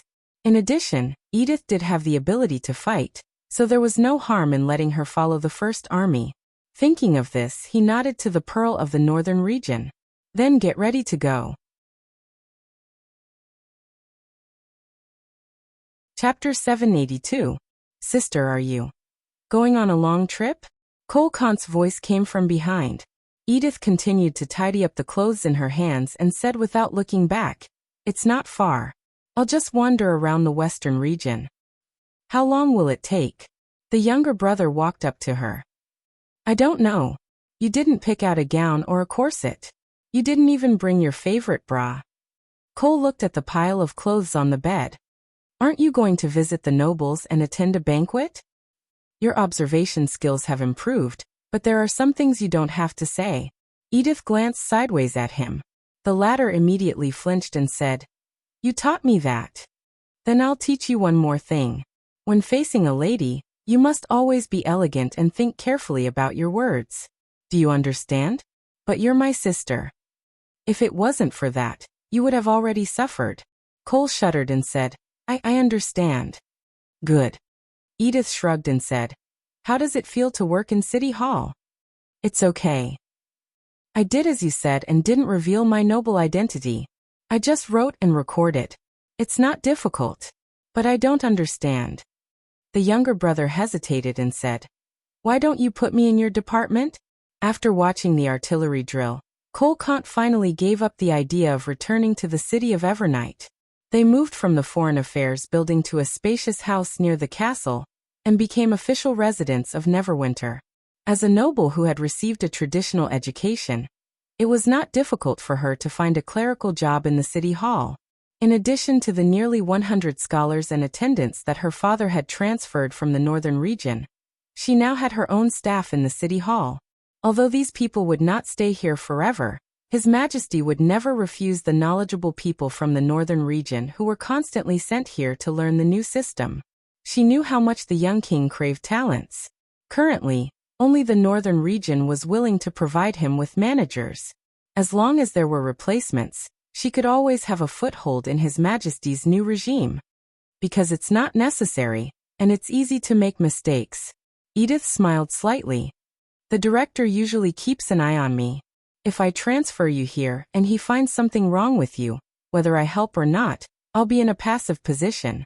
And if the Kant family's honor is damaged, it will affect His Majesty's opinion of me. She paused. No matter how distant our relationship is to outsiders, we're still a whole. So no matter what you do in the future, you must understand that you don't just represent yourself. Cole lowered his head, a pensive expression on his face. Edith did not know how much he could understand, but she could not help him understand this kind of thing. Even if the feudal nobles no longer existed in the new regime, the influence of bloodlines and surnames would still last for a long time, and in the short term, they would even attract more attention than before. Just like after the sun sets, the moon becomes the brightest celestial body. After a while he nodded. I'll be careful. Her father's evaluation of his second son was that he was timid, indecisive, not good at fighting, and not suitable to lead the family. Especially the first point, in the era when the lord had to lead the knight to defend his home or go out to plunder. A timid way of doing things would easily cause dissatisfaction among his subordinates. Edith knew there was one more point that her father did not mention. That was Cole Kant was like her. If Timothy had not broken the order of the northern region, and been eager to support the weak nobles as allies, the Kant family would probably still be in a corner of the northern region, and would not be where it was today. That was why her father had such high hopes for her. But for Neverwinter, these shortcomings became insignificant. On the contrary, to a certain extent, they became advantages, such as being cautious, not showing off, and learning fast, all of which were suitable for working in City Hall. From the moment a group of civilians with snow powder weapons took only one day to conquer King's City, individual strength and courage were no longer important. This was also the reason why she insisted on leaving her brother in Neverwinter from the beginning. By the way, sister. Cole casually picked up a long dress and compared it with his body. Where are you going? I don't want to stay alone in such a big house. It's boring. You were the one who asked me to buy a big house. 500 gold royals is not a small amount even for me, but now you think it's too much? Edith asked coldly. No. I'm satisfied. Cole was so scared that he almost dropped the dress. Next summer, my third brother will also come to Neverwinter. Then you'll have company. She looked at him and was surprised to find that the dress covering Cole's chest matched him very well. She could not help but have an interesting idea. As for where I'm going, it's a secret of Neverwinter. It's not that I can't tell you, but according to the old rules, you have to pay a certain price. Cole hesitated for a moment. He was no stranger to this little game of exchanging rewards for information, and had been teased many times. But in the end, his curiosity still overwhelmed the trace of fear in his heart. I want to hear it. Edith raised the corner of her mouth. The Great Snow Mountain of the Western region will act together with the First Army. He asked in surprise. You mean the source of the Redwater River? What's there? Unknown hybrid monsters or alien enemies. Anyway, it's not surprising to encounter anything. She briefly told him about the information provided by the tequila survivors during the meeting. And we have a group of tentacles as allies. Monsters against monsters, it's really exciting. Wait. Cole opened his mouth and stammered. Aren't you afraid at all? His Majesty is actually dealing with monsters. Even if it's a demon, it won't look like what you said. So, Edith spread out her hands carelessly. Isn't this a good thing? A good thing? Cole could not believe his ears. Sister, are you all right? No, I mean, she sighed. Do you still remember why we pledged our allegiance to His Majesty? Because of a higher power? Cole replied cautiously. Not exactly, but not wrong either. Edith looked at him with burning eyes. Power comes from the vast land and people. If even the ancients, alien races, and even the demons are on His Majesty's side, doesn't it mean that the power we can share extends beyond the human territory? Cole sucked in a breath of cold air, clearly stunned by this statement. A small noble who manages a village can call out the name of every squire, but it's difficult for a lord of a town to do so. The more complicated the residents of a territory are, the broader the territory is. As for a king who has brought alien races under his rule, there has never been such a case. Since the reason why we left the northern region in the first place was that the Duke's land was too small, why should we worry about this now? Cole stood there for a long time before he came to his senses. But they're different from us, aren't they? Edith curled her lips. As long as His Majesty is the leader, he can do whatever he wants. Cole felt a chill in the heated room.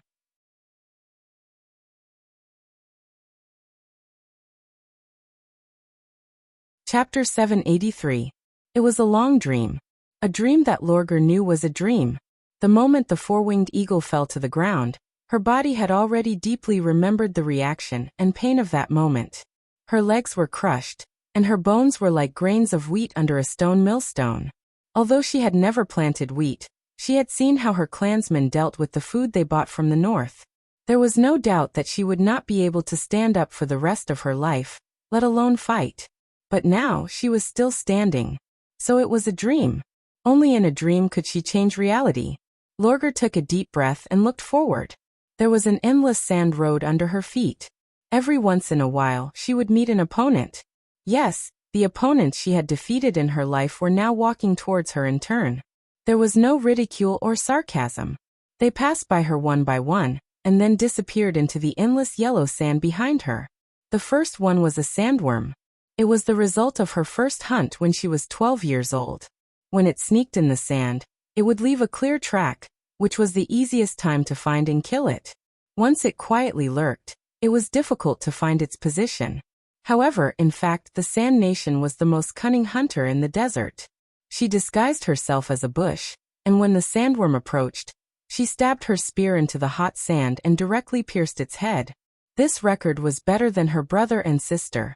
Even among the big clans in Iron Sand City, it was considered excellent. It was this hunt that made her enjoy confrontation and the pleasure of fighting. This time, the sandworm did not dive into the ground. Instead, it raised its head and slid slowly on the sand like a snake.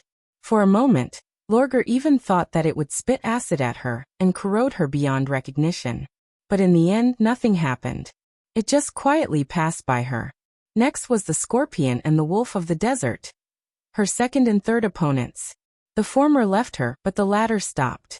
The wolf of the desert hesitated for a moment, then wagged its tail and walked to her side.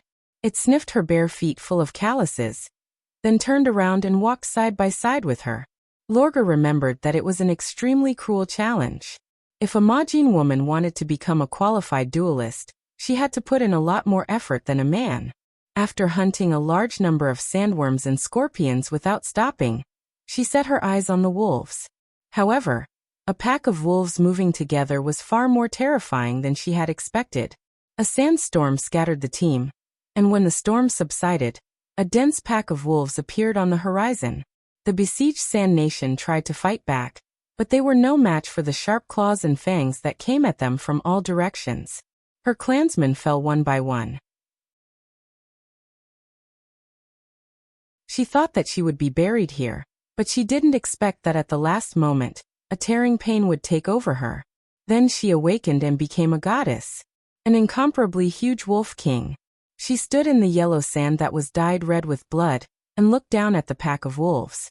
Everywhere she looked, the wolves fell to their knees, as if they were kneeling to pay their respects to the god who controlled their fate.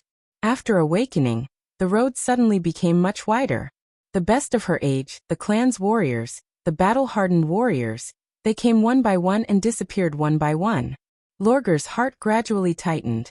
Perhaps when the last opponent passed by her, this dream would also end. There was not much time left for her to walk.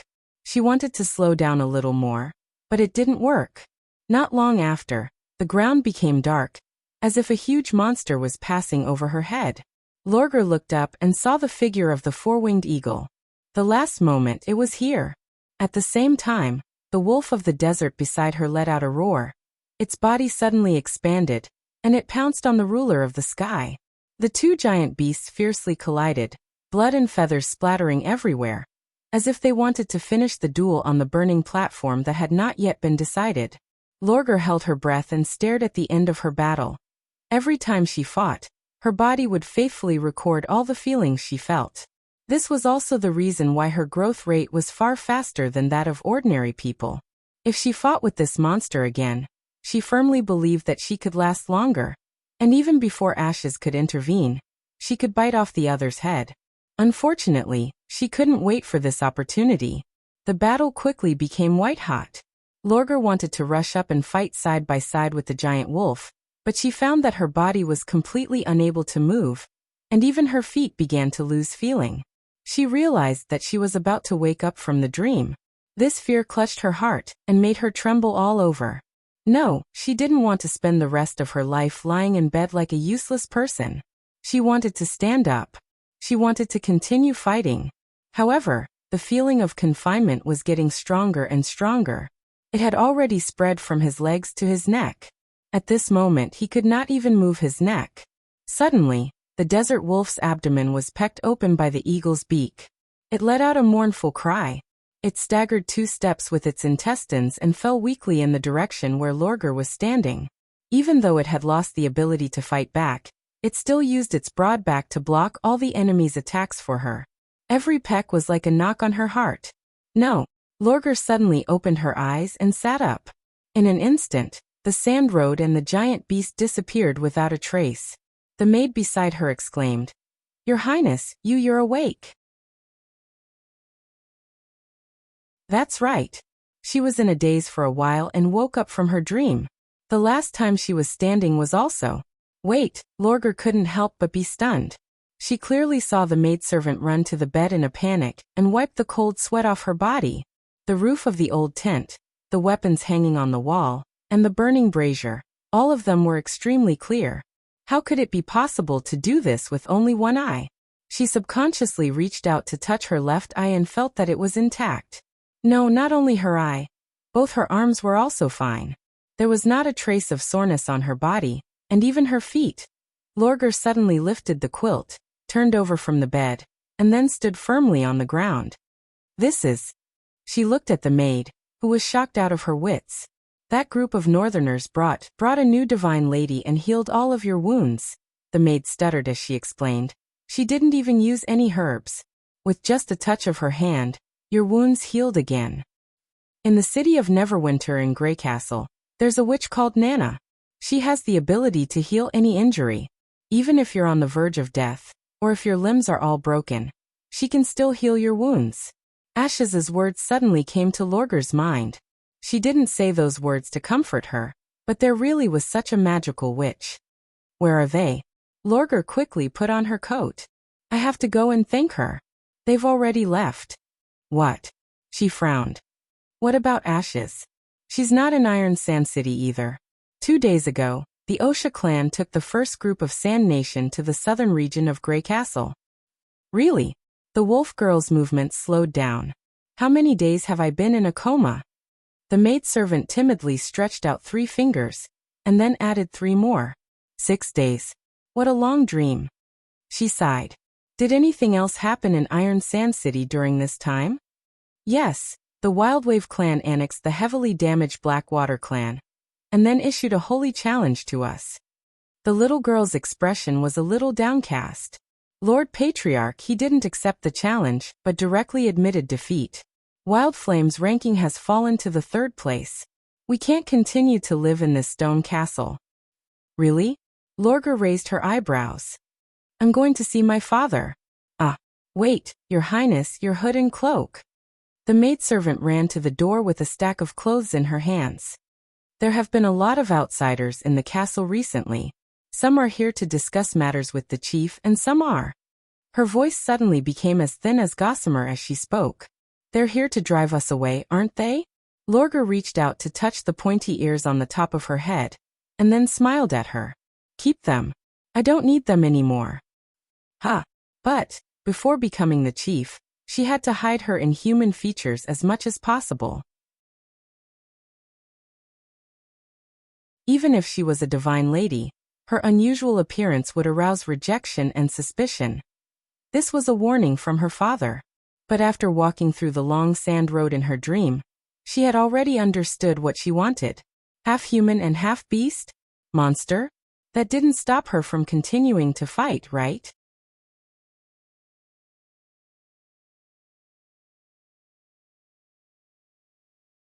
Chapter 784. Along the way, she saw many frowning clansmen walking back and forth with luggage on their backs. Obviously, they were sad and reluctant to leave the stone castle. Once they fell to the 3rd rank, not only would their assigned rooms be much smaller, some of them would even have to move to the outer street camp area. Although it was still within the territory of Iron Sand City, living there was obviously not as convenient as in the core area. After all, the limited territories around the oasis and the lake were all occupied by the stone castles of the big clans. Lorgar memorized the expressions of these people one by one. When she arrived at the door of her father's bedchamber, the guard immediately showed an irrepressible joy when he saw her. Your Highness, your injury is really healed. Yes, I'm as good as before. Lorgar smiled. Is father in the room? The chief has always been there, but... The guard was a little hesitant. There are other people in the room. She didn't need to ask who those people were. She had already guessed a thing or two. Through the door, she could clearly hear the argument inside. Didn't we agree to leave in 3 days? Why hasn't the main castle been vacated until today? Someone shouted. Do you want to violate the oath of the 3 gods? Watch your attitude, Kabucha. The one who replied seemed to be her eldest brother Rohan. Since you've annexed the Black River clan, you should first ask them to give up their territory so that we can move in. Now the stone castle is still covered with mourning cloth. Do you want us to move in now? You can send your men to tear it apart. The chief only wants to see the result, not to hear your explanation. Oh, since you've admitted defeat in the holy duel, don't put on your high and mighty face. Your chief hasn't said anything yet. Who do you think you are? Get out of the way. That's right. If you don't agree, we can fight again. The others echoed. Shing.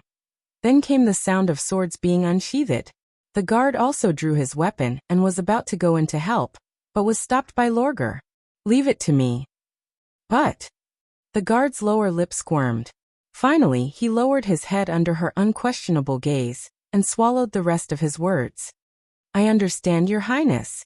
Lorgar pushed the door open and walked into the room with a sullen face. The few warriors of the Wildwave clan stood fearlessly with their arms crossed. They didn't care about the shiny tip of the blade on their necks. They were obviously sure that Kuang Yin wouldn't dare to make a move. In fact, whether it was Rohan or his father's guards, they only dared to point their weapons at each other's vital points. As a result, Wildflame was at a disadvantage in terms of momentum. Guel's Burnflame sat behind a square table. The fire reflected in his eyes was dark and uncertain. The atmosphere was extremely quiet. Put your things away. Her voice broke the tense atmosphere of confrontation. Guel's immediately smiled. You're finally awake. Third sister, this is great. Rohan's eyes widened in disbelief as he watched her walk towards the crowd. His words were somewhat incoherent. It was hard to tell from his expression whether he was surprised or pleasantly surprised. Lorger suddenly understood something. It seemed that her father had not completely revealed the news of the goddess of the north. Except for those who took care of her and her father's guards, most people were probably still in the dark. Even Rohan was so surprised, not to mention the warriors of the Wildwave clan. Lorger? Didn't you get seriously injured in the holy duel? That's impossible. I clearly saw her legs being crushed into a pile of mud when she was dragged off the platform. What's that wolf ears and tail? She's a monster. She walked step by step to the side of the Wildwave warrior, who was obviously not as calm as before. No matter what, Kuang Yen has already admitted defeat to the Wildwave clan on the burning platform. This is the result witnessed by the three gods. Even if you want to challenge again, you'll have to wait for 6 months. In order to avoid deliberately admitting defeat and preserve their strength, those who surrendered were not allowed to challenge the winner within 6 months. This was a rule recognized by all the Sand Nation people. We will abide by this result, just like we believe in the three gods. Lorger's reply made the warriors slightly relieved. However, before they could completely relax, the second half of her sentence made the atmosphere tense again. So who's Kabucha? I am. The leader of the Wildwave warriors braced himself and took a step forward. Why? Since you abide by the result of the duel, you should move out as soon as possible. You're no longer the leader of the clan. Do you still want to occupy this stone castle? What answered him was a straight punch to the face. Although Kabucha was also a good fighter, he was still defenseless in the face of the wolf's claws that had suddenly enlarged. His whole body was sent flying, directly smashing through the door of the bedchamber, and fell outside like a piece of rag. The others glared at him, but no one dared to rush forward. Even if the Wildflame clan is reduced to the third clan, the dignity of the chief is not something you can offend. Moreover, this is the hinterland of the clan. Who allowed you to be so presumptuous? Lorger shouted. This punch is just a lesson. Get out of here. The moment she stepped into the room, the situation had been reversed. The Wildwave's previous provocation was based on the great increase in strength after annexing Blackwater.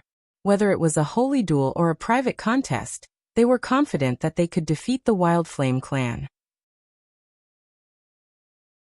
However, when the third princess of the Wildflame clan appeared in front of them in good condition, this confidence was gone. Even if the other party could not initiate a holy duel within 6 months, the loss caused by a giant desert wolf from time to harass the Wildwave clan was unacceptable. After all, they were the ones who offended them first. For the Sand Nation people, revenge was equally sacred. The Wildwave warriors supported Kabucha, whose face was covered in blood, and left without saying a word. Father, since third sister is safe and sound, we can return to this stone castle in 6 months, right? Rohan clenched his fists excitedly. Or you can negotiate with the chief of the Wildwave clan. Maybe you don't even have to move. Anyway, there's no chance of winning. He should do you a favor. The other guards were also excited. Yes, the prince is right. I'll go and ask everyone to stop. Also, don't forget to drive out the Wildwave clan members who are staying in the stone castle. Also, ask them to move the things they brought with them. Everyone was talking at once. Gwell's Burnfire coughed twice and looked at his daughter. What do you think? The room suddenly became much quieter. Everyone was waiting for the third princess's answer. Rohan bit his lips lightly, and there was a touch of sadness in his eyes.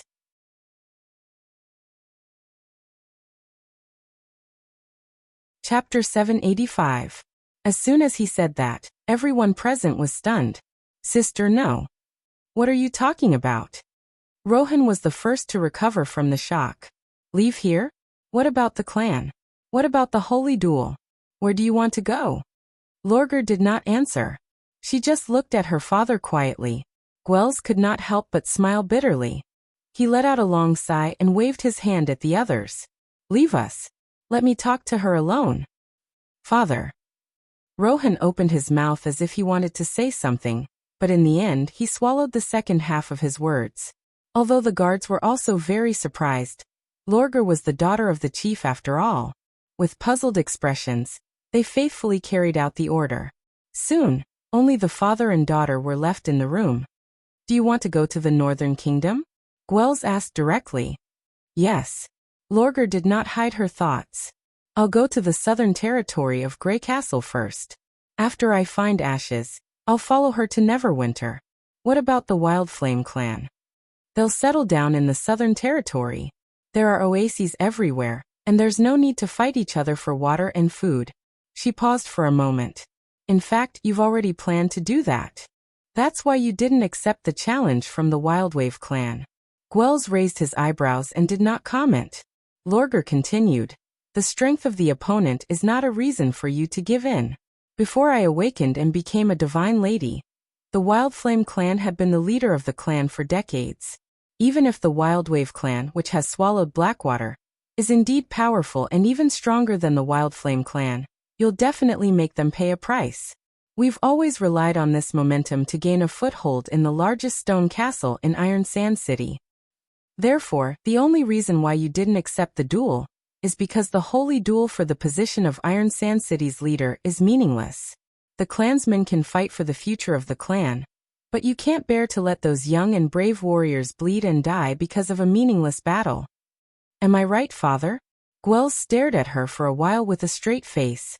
He couldn't help but smile and shake his head. I really don't know if you're born smart or as sharp as a wolf. Maybe it's both? In fact, I've been delaying the relocation because I wanted to ask for your opinion after you woke up. I don't understand these things, and I have nothing to do with the intelligence and sharpness you speak of. I just believe in my fists. Lorgar shook her long ears. Fist? Yes, as long as I fight with him once, I can feel what kind of person my opponent is. When I was young, you were the one who personally taught me how to fight. From fists and kicks to swords, I've endured them all. Naturally, I can guess your intentions. What a comforting statement. Gwels laughed. What about Ashes? Can we trust her too? She is like a mountain, so tall that it makes people despair. But mountains have always been silent and disdain to lie. And from her, I can feel the faith of protection, Lorgar said slowly. Those who are protected by her must feel very warm and secure. Hearing you say that, I feel much more at ease. Gwels seemed to have made up his mind. Since we're going to the Southern Territory, why don't you wait a few more days and travel with us? I don't want to wait a moment longer, father. As long as I face the north, I can feel my heart beating fast. Lorgar pressed her chest and said, It's urging me to leave as soon as possible. Besides, if we get there before the clans, we can also see if they're really like what they say, that every Sand Nation can enjoy an oasis. Weren't you completely convinced just now? Gwels laughed. I believe in Ashes, not the great chief behind the scenes. Just because Ashes can't lie doesn't mean she can't be deceived. Lorgar raised her fist. If the king of Grey Castle dares to lie to us, I'll definitely teach him a lesson. What if what Zal Silvermoon said is true? The great chief treats the Sand Nation of Majin like the people of the Northern Kingdom. Will you be loyal to him? Or will you serve him like your mother? Gwels asked with interest. If you just want to fight with his subordinates, I'm afraid he won't welcome you. I won't. Who would like a half-human, half-beast monster? The short hair on Lorgar's tail suddenly stood up, and she unconsciously looked away. And I heard from Ashes that there are extremely powerful foreign enemies there. That's why I'm going there. It has nothing to do with serving him. Even if I need the help of a healing witch, I'll pay for it. The chief of the Wildflame chief did not tease her anymore. Instead, he waved at her and said, Come here, let me take a good look at you. Lorgar walked up to her father, bent down as usual, and rested her head on his legs. The latter lovingly stroked her hair and furry ears and whispered, You'll come back, won't you? Yes. Lorgar closed her eyes. Since the people of Grey Castle can come to Iron Sand City, so can I. If we move to the Southern Territory, it'll be closer. I'll go back to my clan often. As for the chief's position, if you don't want it, you can give it to my eldest brother. In fact, he's more suitable for this position than I am. If we don't have to fight for the oasis with bloodshed, he'll be an excellent leader. Don't mention that now, Gwels said. Even if you don't have time to come back, don't forget to write. Since we've moved to the Northern Kingdom, It's not bad to learn from them. Don't you think my handwriting is ugly? Fool, he snorted. When people leave their homeland, they always leave something behind. If you don't want to write, just leave your hair. Well, I'd better write, Lorgar said, wagging her tail. After nightfall, she walked out of Iron Sand City with a bag much taller than herself on her back. No one saw her off, and few people even knew that the goddess of Wildflame was about to embark on her journey. Passing through the small oasis in the periphery, she walked into the silent and deserted desert. She looked around to make sure there was no one nearby, and then she took off her clothes. After folding her clothes and stuffing them into her luggage, Lorgar slowly stood up and stood naked against the cold wind. She didn't feel cold, but there was an inexplicable feeling flowing through her body. It was as if an invisible giant hand was caressing her, and the things that bound and covered her no longer existed. In this cold wind, she became a new person. Then the fluff grew out of her body, and her body continued to expand. After a few breaths, a huge desert wolf appeared in this vast desert sea of sand. She raised her head and let out a long, carefree howl. Ow ow ow ow ow. Ah ah ah. Woo woo woo woo. Her howl echoed over the desert. Lorgar believed that the Wildflame clan must have heard her howl.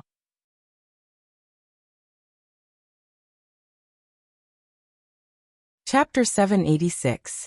On the last day of the winter, a mixed expedition team composed of Neverwinter and Tequila survivors finally set off for the west of the western region. Roland stood by the dock and watched as the cement boat slowly left the dock. This expedition could be regarded as the most complicated one in history. The First Army, the Witch Union and the Tequila Witches would cooperate with each other to thoroughly search the Great Snow Mountain. If everything went well, they would arrive at the source of the Redwater River in 3 days, and then choose a leeward harbor to set up camp. At that time, the Vanguard team would use Maggie's magic arc to find the location of the ruins, and then Fran, who controlled the devouring worm, would open a passage on the mountain wall for the main team to enter. This plan was just like digging a thief's hole to sneak into the tomb left by his ancestors. Roland was very curious about the possible ruins of civilization in the Great Snow Mountain.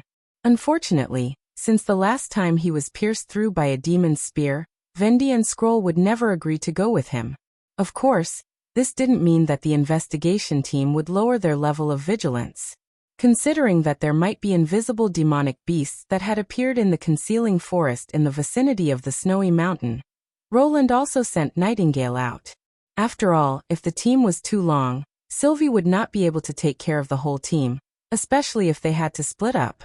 The Tequila also took out the last 3 5-colored stones to detect any units with magic power. According to Pasha, as long as there was magic power, there would be a beam of light above their heads. The demons and demonic hybrids were no exception, but their beams of light were very small.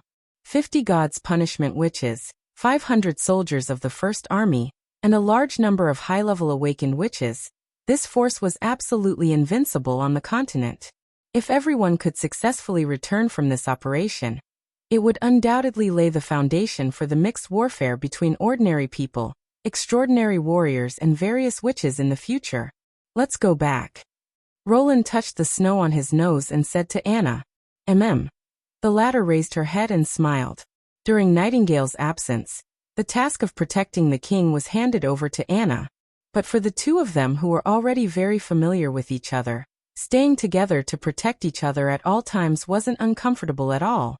Instead, it became a rather natural thing. Roland took her hand and walked towards the castle. When he entered the hall, he was surprised to see Phyllis. "You didn't follow them to the Great Snow Mountain?" Roland raised his eyebrows and asked. "I thought you'd be more interested in exploring the underground ruins." "You're right, but Pasha wants me to stay." Phyllis shrugged. "I'm the most familiar with the situation in the castle, and your subordinates have a basic impression of me. I'm indeed the most suitable person for the job of protection." It was Tequila's request to leave a god's punishment witch to guard the castle. Although Anna's ability was powerful, it was completely useless in the face of the god's stone of retaliation. At the same time, her fighting talent was far inferior to her learning ability. Once she lost her ability, both of them would be in danger. Considering this, Pasha insisted on arranging a god's punishment which to be the frontline protector. They could control the anti-magic area at will, so they were the nemesis of almost all witches. Their bodies were immune to pain, and they could fight under extremely harsh conditions. Even if the enemy was an extraordinary, the god's punishment which would not be at a disadvantage. Then I'll have to trouble you, Roland replied habitually. It's my duty. She nodded. Usually I'll stay in the hall.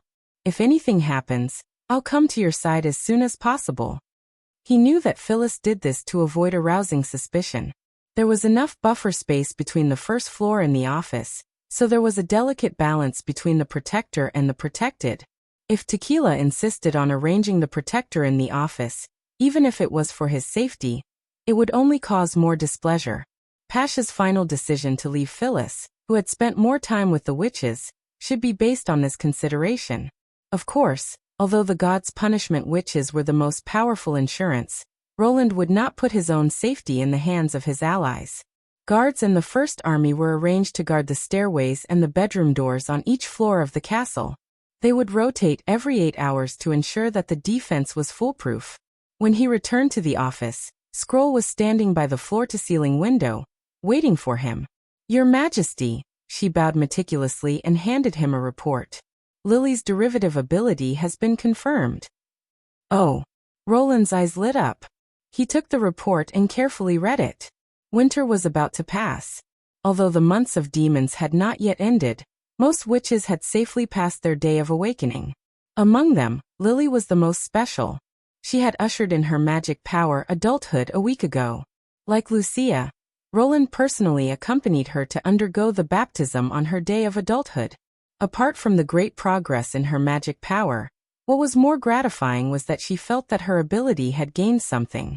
Lily was undoubtedly a lucky girl. On the day of adulthood, she had awakened her own derivative ability. However, she was not able to quickly comprehend the usage of her derivative ability. Unlike her main ability, derivative abilities were more difficult to detect, and the connection with witches was not as strong as the main ability. For example, Scroll had gradually mastered the usage of the Book of Magic after 2 years of adulthood. But this was not a big problem. According to Agatha's experience, she only needed to repeatedly use her main ability, and then slowly explore it. Few witches would awaken a derivative ability that had nothing to do with their main ability. In other words, if the main ability was the root, then the derivative ability was the branch and leaf, which could supplement and strengthen the main ability to a certain extent. For example, Sylvie's magic power recognition and Soroya's paintbrush were all the same. After reading the report, Roland was surprised. She can now absorb the mother body into her body and keep it there? And not just one. Scroll nodded. This was accidentally discovered by Lily during an experiment. After the assimilation, the mother body drilled into her body through physical contact and lurked.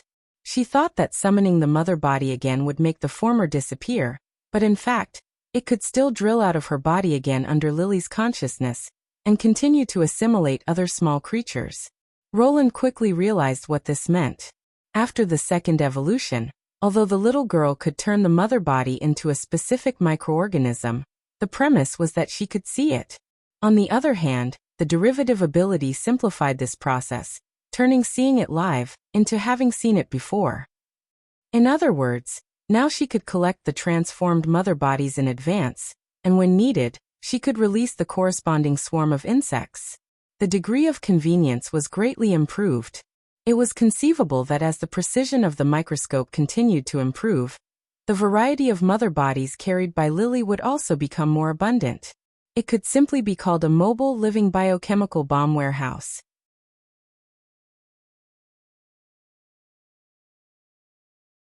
Chapter 787.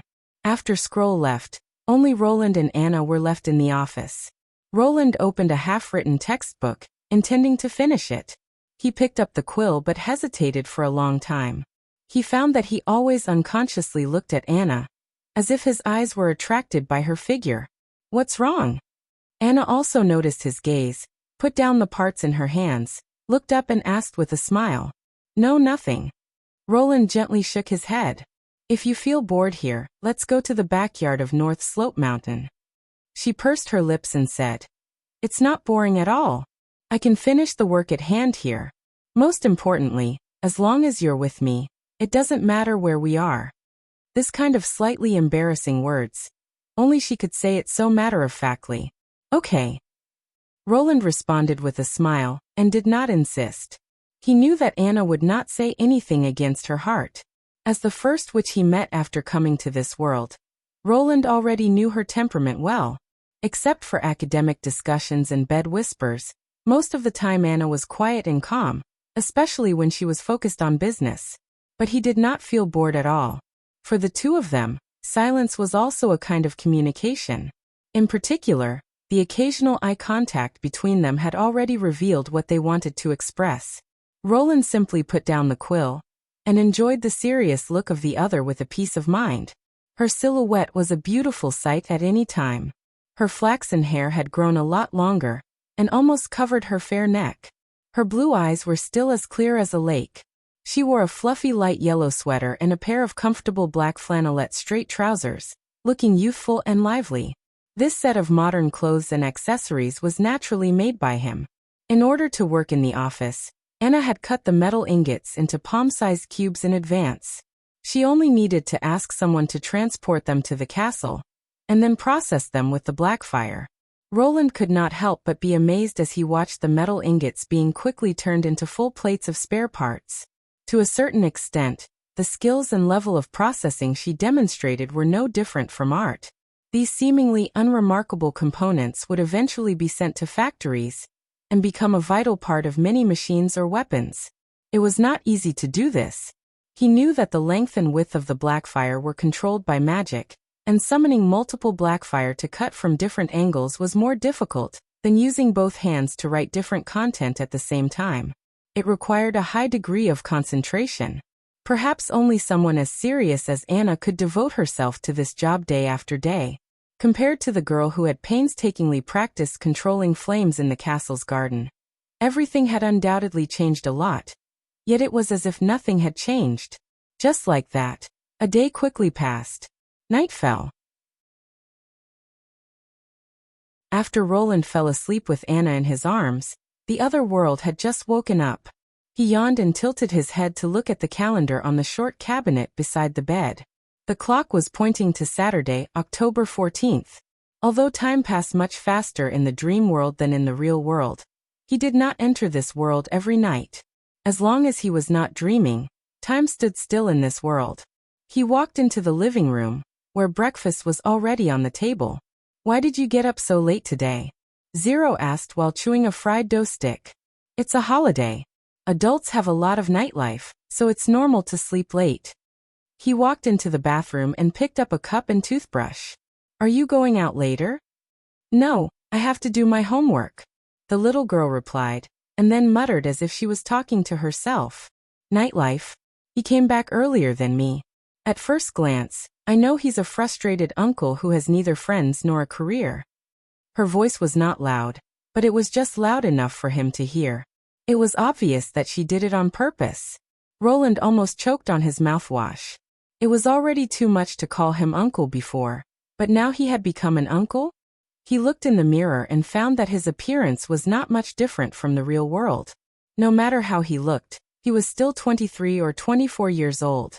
Even if his singlet and shorts were a little shabby, it should not be that bad.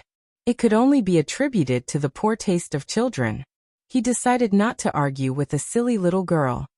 Then open the door for me later. I'm going out, so I won't bring the key. Got it.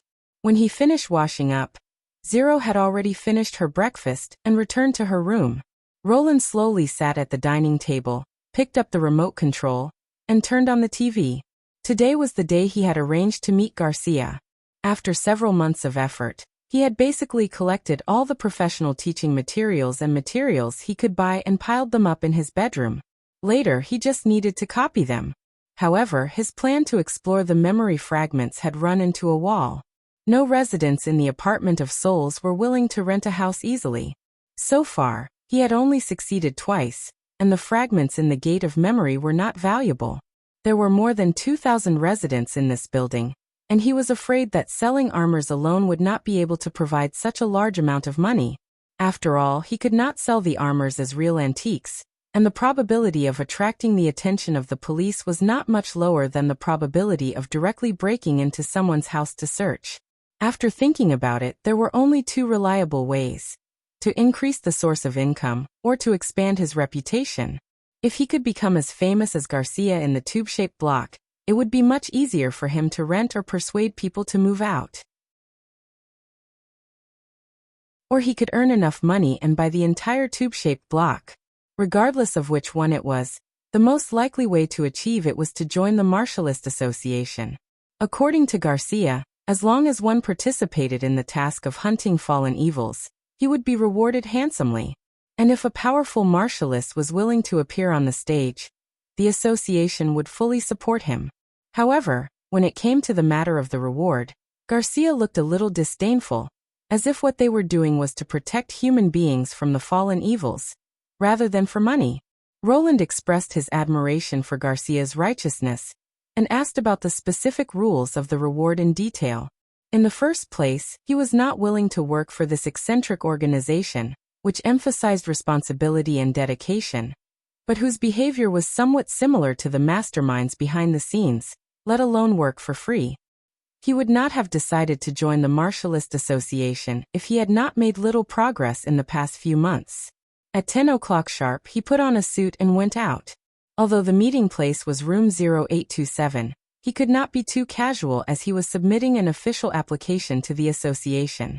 However, before he took 2 steps, he suddenly heard a childish scream behind him. It was from Zero. Roland was stunned for a moment. As soon as he turned around, he saw the little girl running out of the apartment with a panicked expression. "What's wrong? Is there a mouse?" There's a person in the room," Zero stammered, pointing at the door. "A person?" Roland frowned and went back to the door of room 0825 to take a look. He was immediately stunned.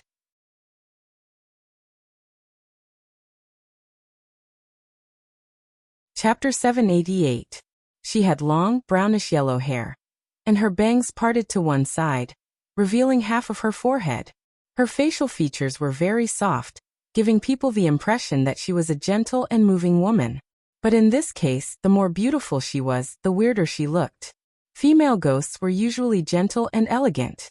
Moreover, the robe she was wearing was too old. Not only was the thread rough, but the cuffs and corners of the robe were also tattered, as if they were picked up from a junkyard. I heard the sound of you going out, so I wanted to check if you had closed the door properly. When I turned around, I saw that there was one more person behind me." Zero's face was pale, and it was obvious that she was quite frightened. The woman seemed to notice the movement here. She looked up at the door, and her expression suddenly changed. Roland subconsciously clenched his fists, ready to receive the attack. Unexpectedly, what she said next surprised him. "Roland. Your Majesty?" "What? Your Majesty? You are."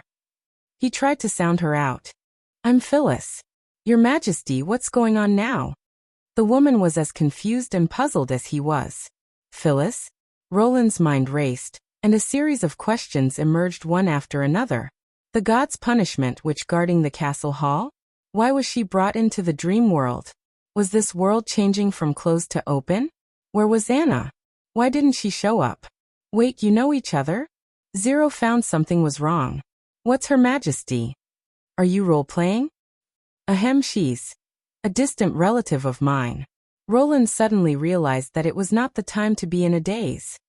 As for Her Majesty, it's just a joke.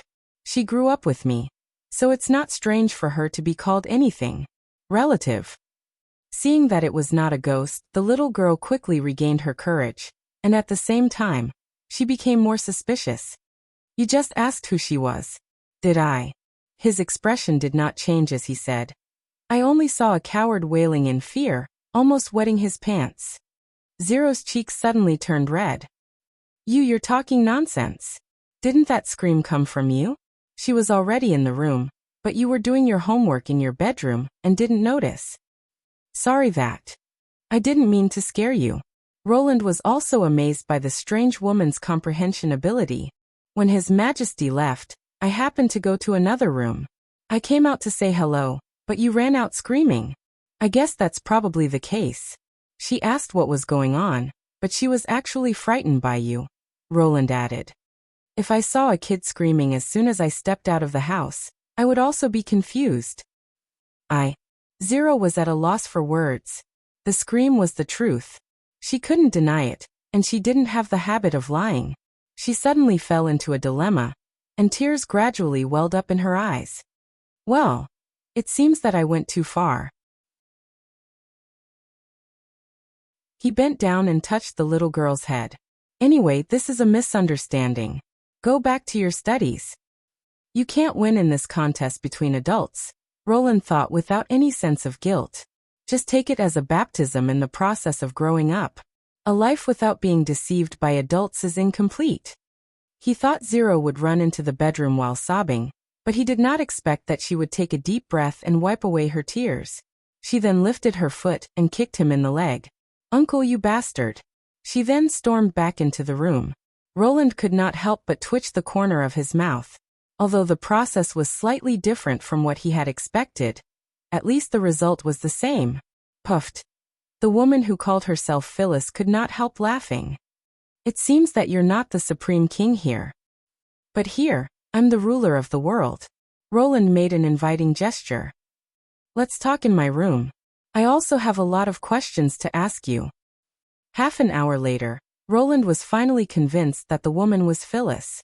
She told him not only what had happened in Tequila, but also what she had seen and heard in the castle, as well as her experience of disguising as maid number 76 of Black Money. She even told him in great detail about some things that he did not know clearly, and could even link them together. At least based on this, he could rule out the possibility that she was a self-born consciousness of this world. It was impossible to achieve this by reading his memory, and the body that Phyllis had now was the appearance of her original body when her soul was extracted. Then the next question was obvious. Why did she enter the dream world? I don't know. Phyllis shook her head.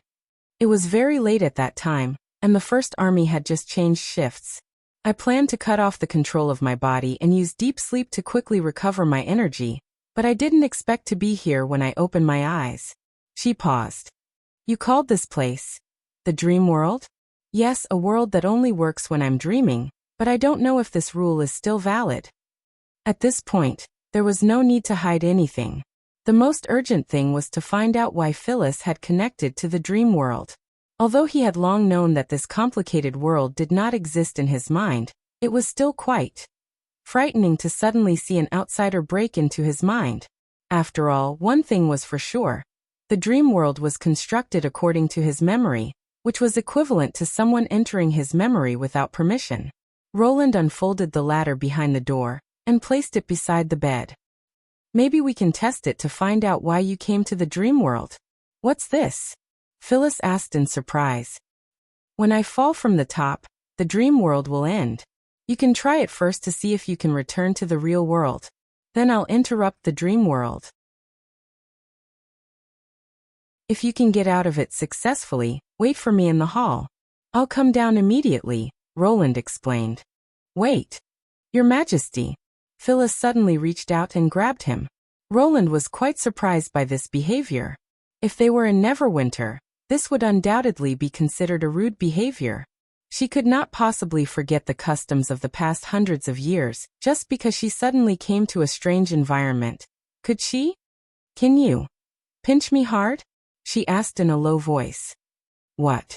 Roland was stunned. Please pinch me as hard as you can, okay? Phyllis rolled up her sleeves and put her snow-white arm in front of him. Pain won't wake you up from the dream. I've confirmed that. I just want to feel. Please. Feel. Thinking of Agatha's description of the gods' punishment witches, Roland immediately understood what she was thinking. After a moment of silence, he stretched out his right hand and twisted Phyllis's wrist. Phyllis clenched her teeth and let out a satisfied moan from her throat. Her whole body trembled like a traveler who had been thirsty for a long time, and suddenly drank sweet nectar. After a long time, she opened her eyes and let out a long sigh. God above, I can feel pain again. Phyllis seemed to have become a different person at this moment. She looked at Roland with her eyes almost shining. You can do it yourself. He spread out his hands.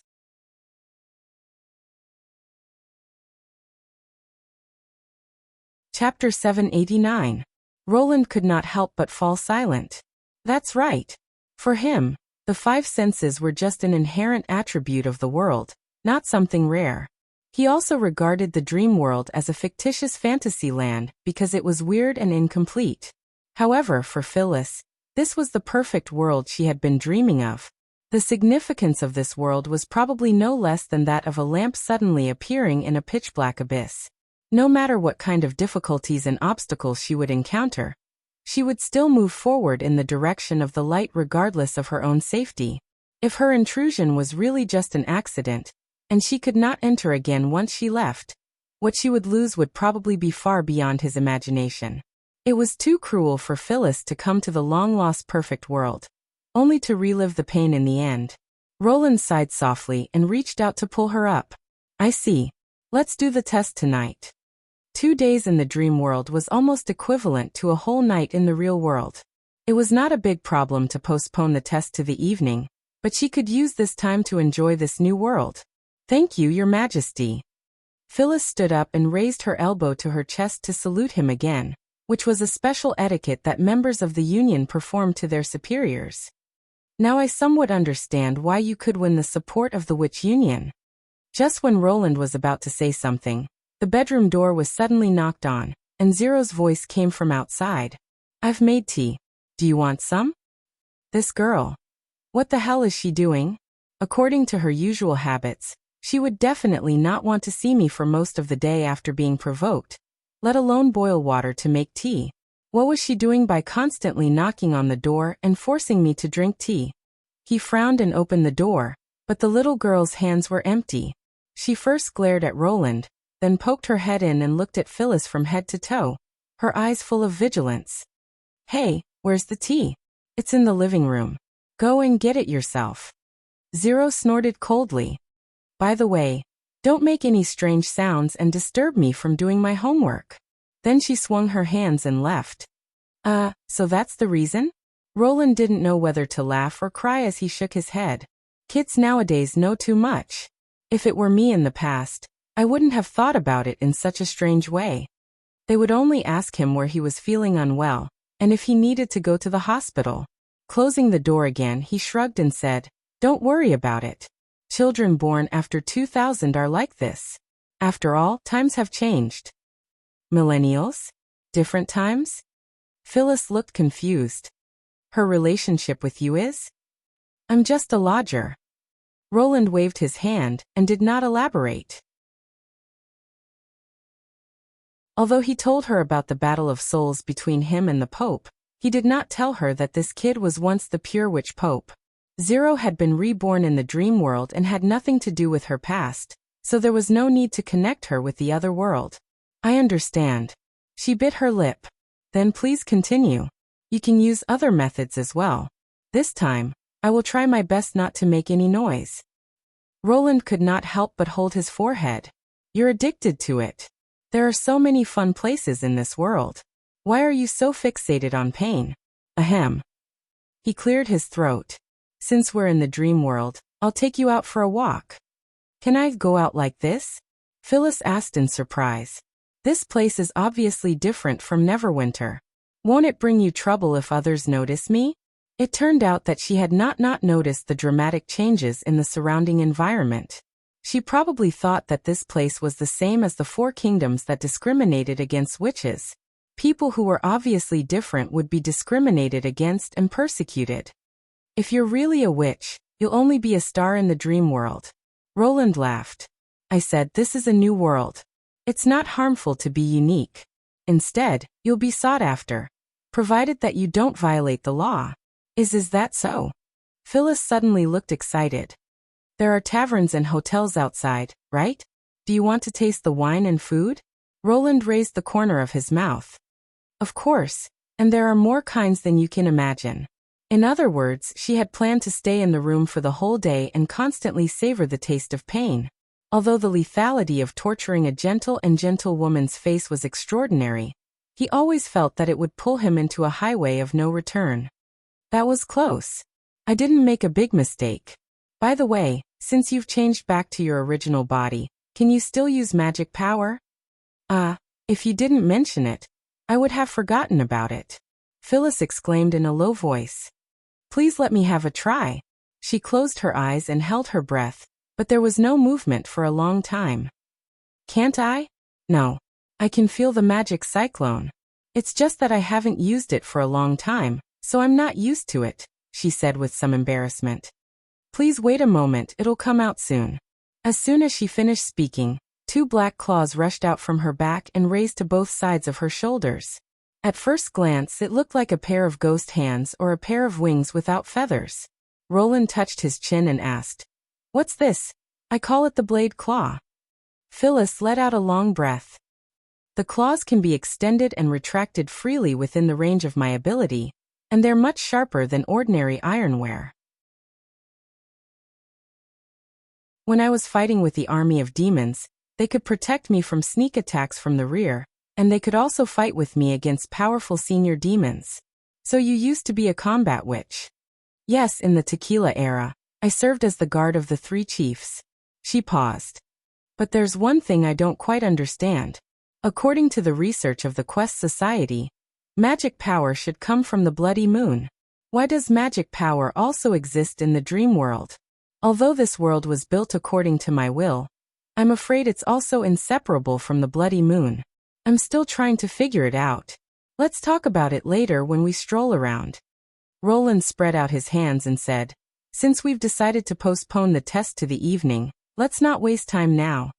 "Yes, Your Majesty," Phyllis said excitedly. "Since it's Saturday, I'll take 0 with me. Otherwise, I don't know how long this little devil will be angry. Also, don't call me Your Majesty in the dream. Just call me Roland. There's no king in this era." "Then please forgive my rudeness."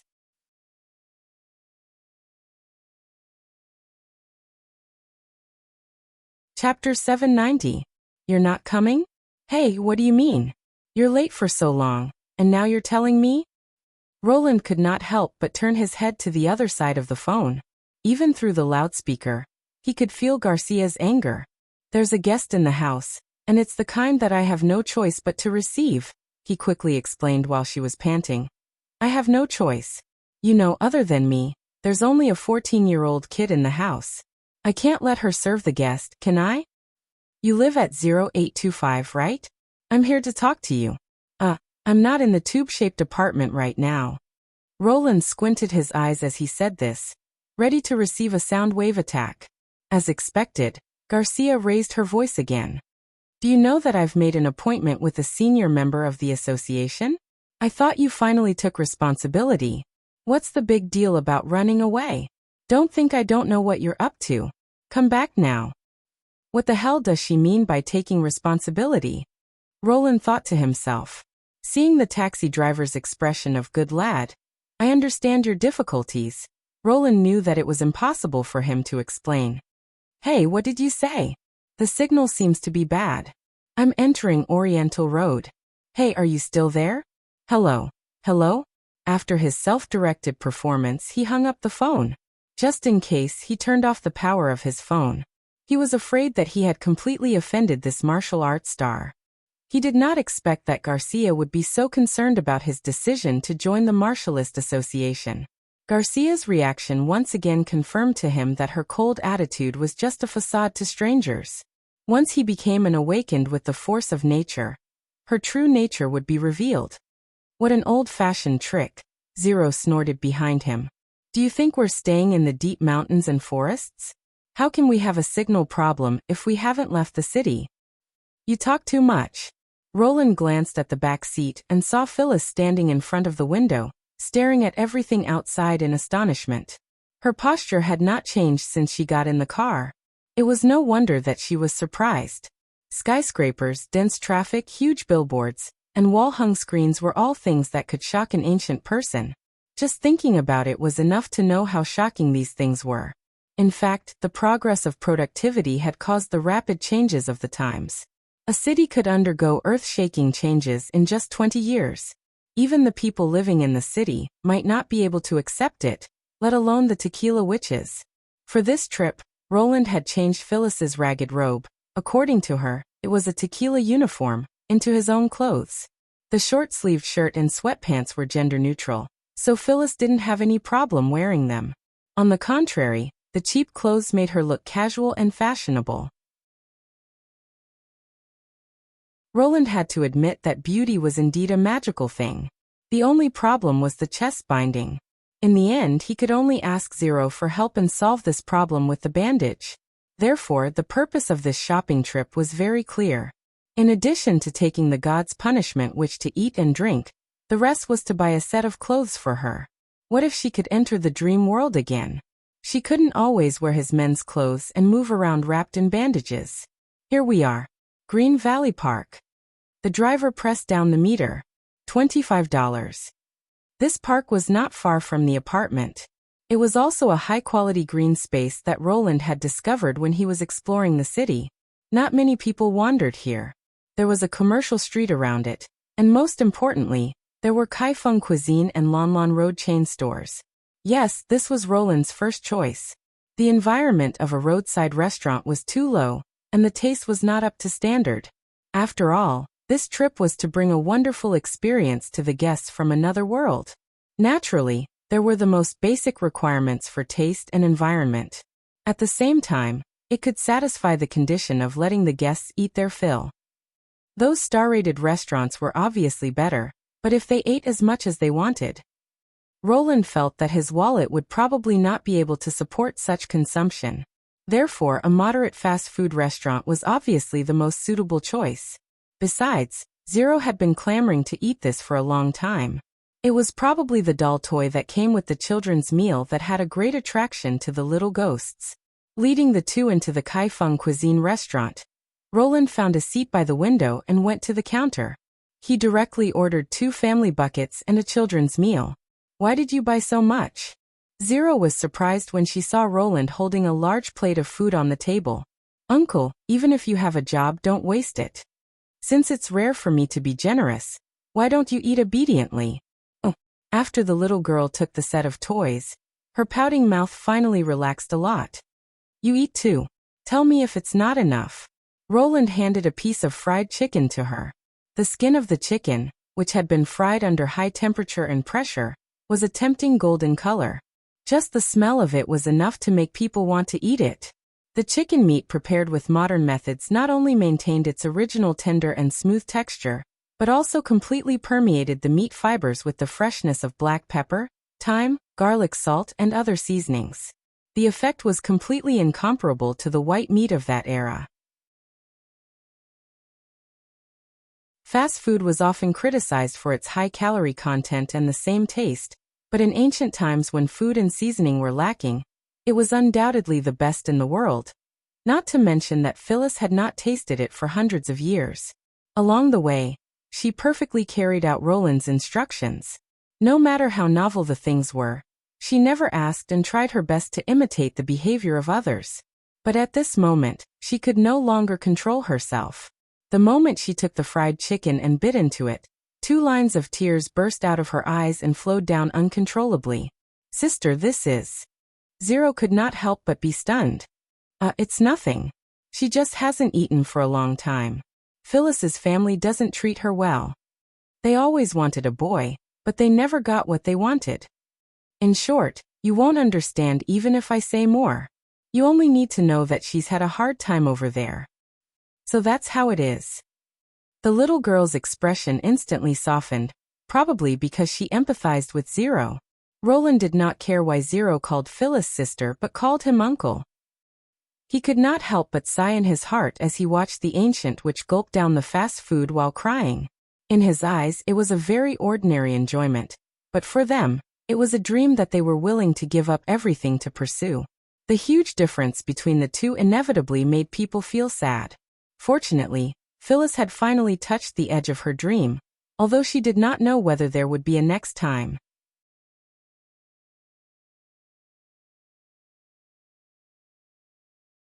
Chapter 791.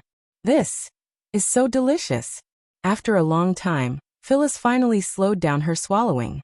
Every time other diners passed by, they would look at them in surprise. There were all kinds of lunch boxes on the table, from hamburgers to egg tarts. The amount was enough for 5 or 6 people to enjoy, but there were only 3 people sitting at the table. For this reason, Roland received a lot of disdainful looks. Compared to the 2 slender and attractive women in front of him, it was more likely that he had stuffed all the food into his stomach. "Wipe her tears," Roland said helplessly. At the same time, he felt lucky that he had taken her to a fast food restaurant instead of a high-end restaurant. Otherwise, he would have emptied his wallet. Zero took out a wet wipe and wiped away the tears and oil stains on Phyllis's lips. Fortunately, witches were born beautiful and hardly needed to put on any makeup. Otherwise, this lunch full of tears would have smeared Phyllis's face. It was probably the first time that the little girl had seen such a miserable person, who was so happy that she even cried while eating kaifeng food. Her sympathy for Phyllis was overflowing, and her attitude toward her changed by 180 degrees. "There are ice cream cones here, but we can talk about the dream first." Seeing that Phyllis was almost done eating, Roland took a sip of Coke and went straight to the point. "Did you notice anything strange or unusual before you entered the dream?" "But..." She glanced at Zero beside her. "It doesn't matter. It was just a childhood dream," Roland said with a wink. "I see." Phyllis immediately understood what he meant. "Indeed, it's been a long time." "Let me think, there was nothing special at that time. I just leaned against the wall and cut off my consciousness as usual, which helped me recover quickly without completely losing my vigilance." "You can still sense the changes in the outside world after cutting off your consciousness?" She nodded. "I just stopped controlling my body and my consciousness sank into the darkness, but I could still sense danger around me. It wasn't something that came from sight or hearing, but an indescribable feeling. It was as if someone was reminding me of something in the dark." Celine called this phenomenon the latent connection. "If I'm drawn into a soul container, I'll be in a complete sleep without any consciousness."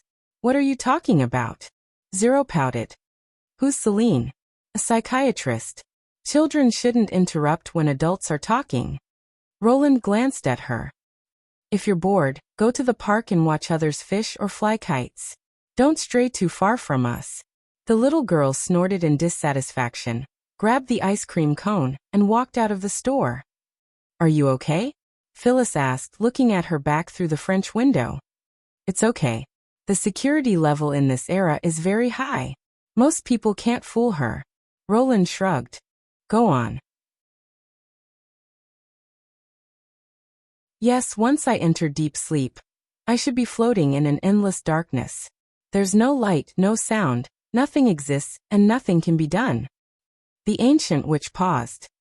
"But this time, the scene that appeared was your residence in the dream world. I was so surprised that I couldn't describe it in words. Fortunately, I soon saw you." "Well," Roland thought for a moment. "In other words, the only difference this time is that you're in my castle." "That's the only difference." Phyllis swallowed the last ice cream cone and let out a long sigh of satisfaction. Seeing the yellow tip of the cone slowly disappear into the ancient witch's mouth, an idea suddenly flashed in Roland's mind. "Light pillar." "What? Didn't you say that when I fell asleep, a huge orange light pillar as wide as a city wall would appear?" "Yes, that's right." Phyllis was slightly startled, as if she realized something. "And you also have a light pillar, don't you? You mean our beams of light have overlapped?" "That's right. The Lord's Castle in Border Town is just an ordinary stone building. It can't connect you to the dream world. After thinking about it, the only thing we have in common is the light pillar." Roland suddenly clapped his hands. "But it's not enough to only rely on the overlapping light pillar. Otherwise, Anna and Nightingale would have entered the dream world long ago. Perhaps cutting off their consciousness is the key." Among all the descriptions of the tequila witches, the word soul had always puzzled him. Whether it was Scourge's shell or the strange biological carrier, the tequila survivors could control them by transferring their souls. But what was a soul? According to Roland's understanding, a soul was a combination of thinking and memory. It was a phenomenon generated by the interaction of neurons through electric currents. It was not something that actually existed and could not exist without the body. However, the soul core of the underground civilization had changed this concept. It not only turned the soul into a substance that could exist out of thin air, but also carried it everywhere. At first, he had generally attributed it to the magic power, but now it seemed that it was very different from what he had imagined. What if thinking and memory could be analyzed? Assuming that the beam of light and the magic power came from the crimson moon, then the so-called soul might also be the same. At the moment when the soul core was activated, the person whose soul was extracted would form a complete memory in the crimson moon. The beam of light was just a transmission channel, so it caused the appearance of soul transfer. According to Pasha, because the magic power transformation was too complicated, God took over the process, which was reflected in the thickness of the light pillar. Regardless of whether it was correct or not, it was indeed much easier to simulate memories than to materialize magic power and create things out of thin air. Therefore, it was reasonable that the light pillar above the god's punishment witch's head was so small. Following this line of thought, the complexity of the dream world exceeded the ability of most witches. That was why the light pillar was as thick as the city wall. When Phyllis's consciousness was interrupted in this range, her thoughts in the bloody moon interacted with the dream world, and thus the vision of connecting to the dream world appeared. The more Roland thought about it, the more excited he became. He had been racking his brains for a long time, but now he could find a seemingly reasonable explanation from this hypothesis. If it was really caused by the overlapping light pillars, it meant that the dream world was indeed a part of the bloody moon. With the help of Zero's soul battlefield, he had left his own footprint in this god realm that controlled magic power.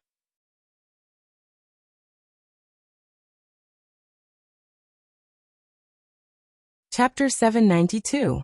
It's a fallen evil. Run. He's just mutated. Call the police. Help me. I sprained my ankle. He's coming. Watch out. When Roland followed the crowd out of the restaurant, he found that the neighboring restaurant was already in chaos.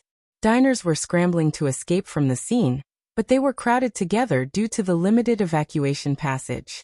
Hearing that a fallen evil had appeared, the people nearby turned around and ran away. Some of them took out their mobile phones to take pictures of the scene while retreating. Only a few volunteers insisted on carrying those who fell, or were too scared to move out of the danger. Burp. Didn't you say that the security level in this era is very high? Phyllis touched her bloated belly, her face full of happiness, which was out of place in the horrified scene around her. Ahem, it's just an accident. Don't worry about it.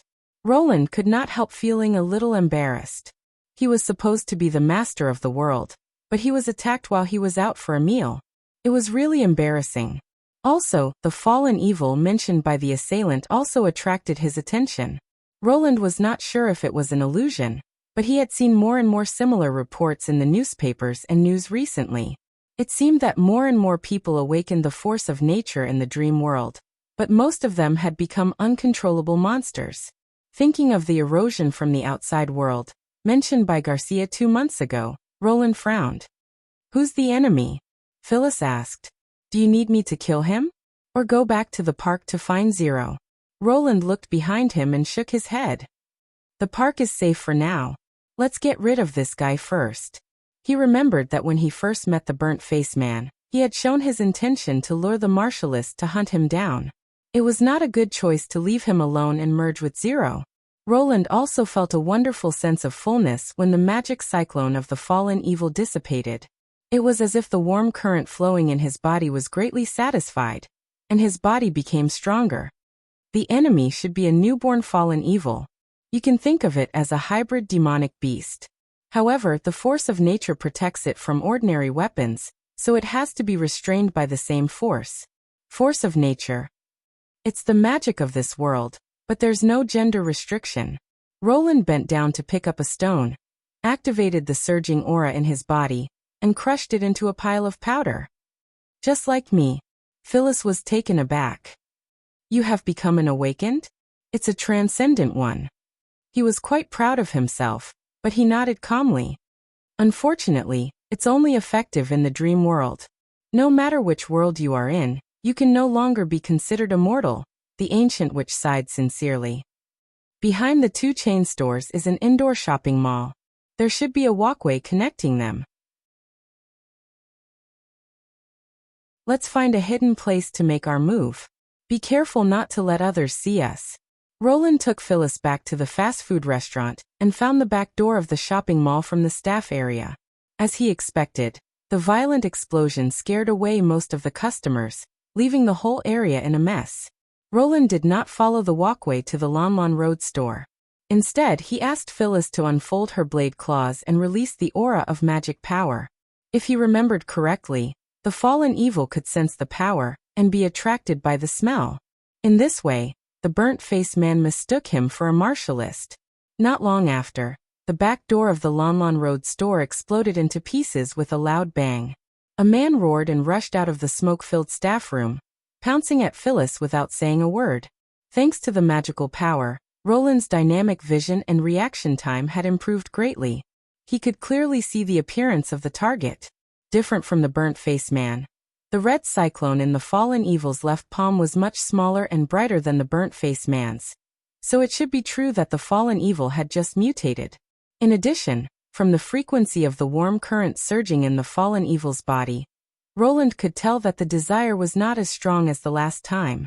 According to the plan, the two of them would drag the fallen evil into the KFC restaurant. However, at this moment, the fallen evil suddenly stretched out his left arm toward Phyllis and opened his palm. In an instant, the air in front of the tequila witches expanded rapidly, creating shockwaves visible to the naked eye. Then the shockwaves exploded like a bomb and blasted the two of them directly into the kitchen of the restaurant.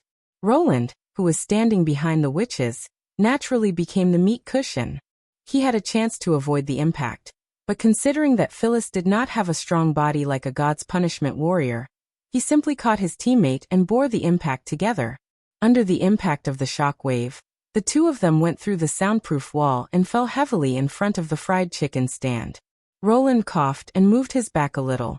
Except for a little numbness, he did not feel any discomfort. It seemed that not only his strength, but also his endurance had improved greatly. But was this the fallen evil's special ability? Hybrid demonic beasts could not attack like this. Roland was a little surprised. Why did the burnt-faced man, who was obviously more powerful, not use this ability? Are you okay? Roland looked at the witch lying in his arms. Sorry. I was careless. Phyllis slowly stood up with her head lowered. Her cheap short-sleeved shirt was torn in several places, and one of the bone claws on her back was broken. Apparently, they had served as her shields at the moment of the explosion. But don't worry, the battle will be over soon. Soon after, the fallen evil walked in panting. Seeing Phyllis, he gave a ferocious smile and stretched out his left hand again. Go to hell. Martialist. However, he did not notice that the broken claw under his feet did not disappear. Instead, it jumped up from the ground and slashed at his neck. A dim light flashed, and the fallen evil's ferocious smile froze on his face. Then his head slowly slid down and fell to the ground like a rag bag. Blood splashed high from the cut on his neck. Phyllis then controlled the broken claw to cut off the fallen evil's left hand and cut off the entire magic vortex with a precise cut. The headless body immediately fell to the ground. As long as it's not more than 10 steps away, the blade claws will be more threatening. Most enemies will ignore this and then attack from the back. Phyllis smiled and handed the crimson vortex to Roland. Is this the force of nature you mentioned? Yes, it's very similar to the magic vortex, right? Roland noticed that the vortex had completely stopped spinning after being separated from the fallen evil. It looked like a shining gem even when Phyllis picked it up. However, when it was in Roland's hand, the vortex spun rapidly and turned from crimson to bluish-white. Finally, it turned into a dazzling light that shot up to the ceiling and slowly dissipated in the air like a silver thread.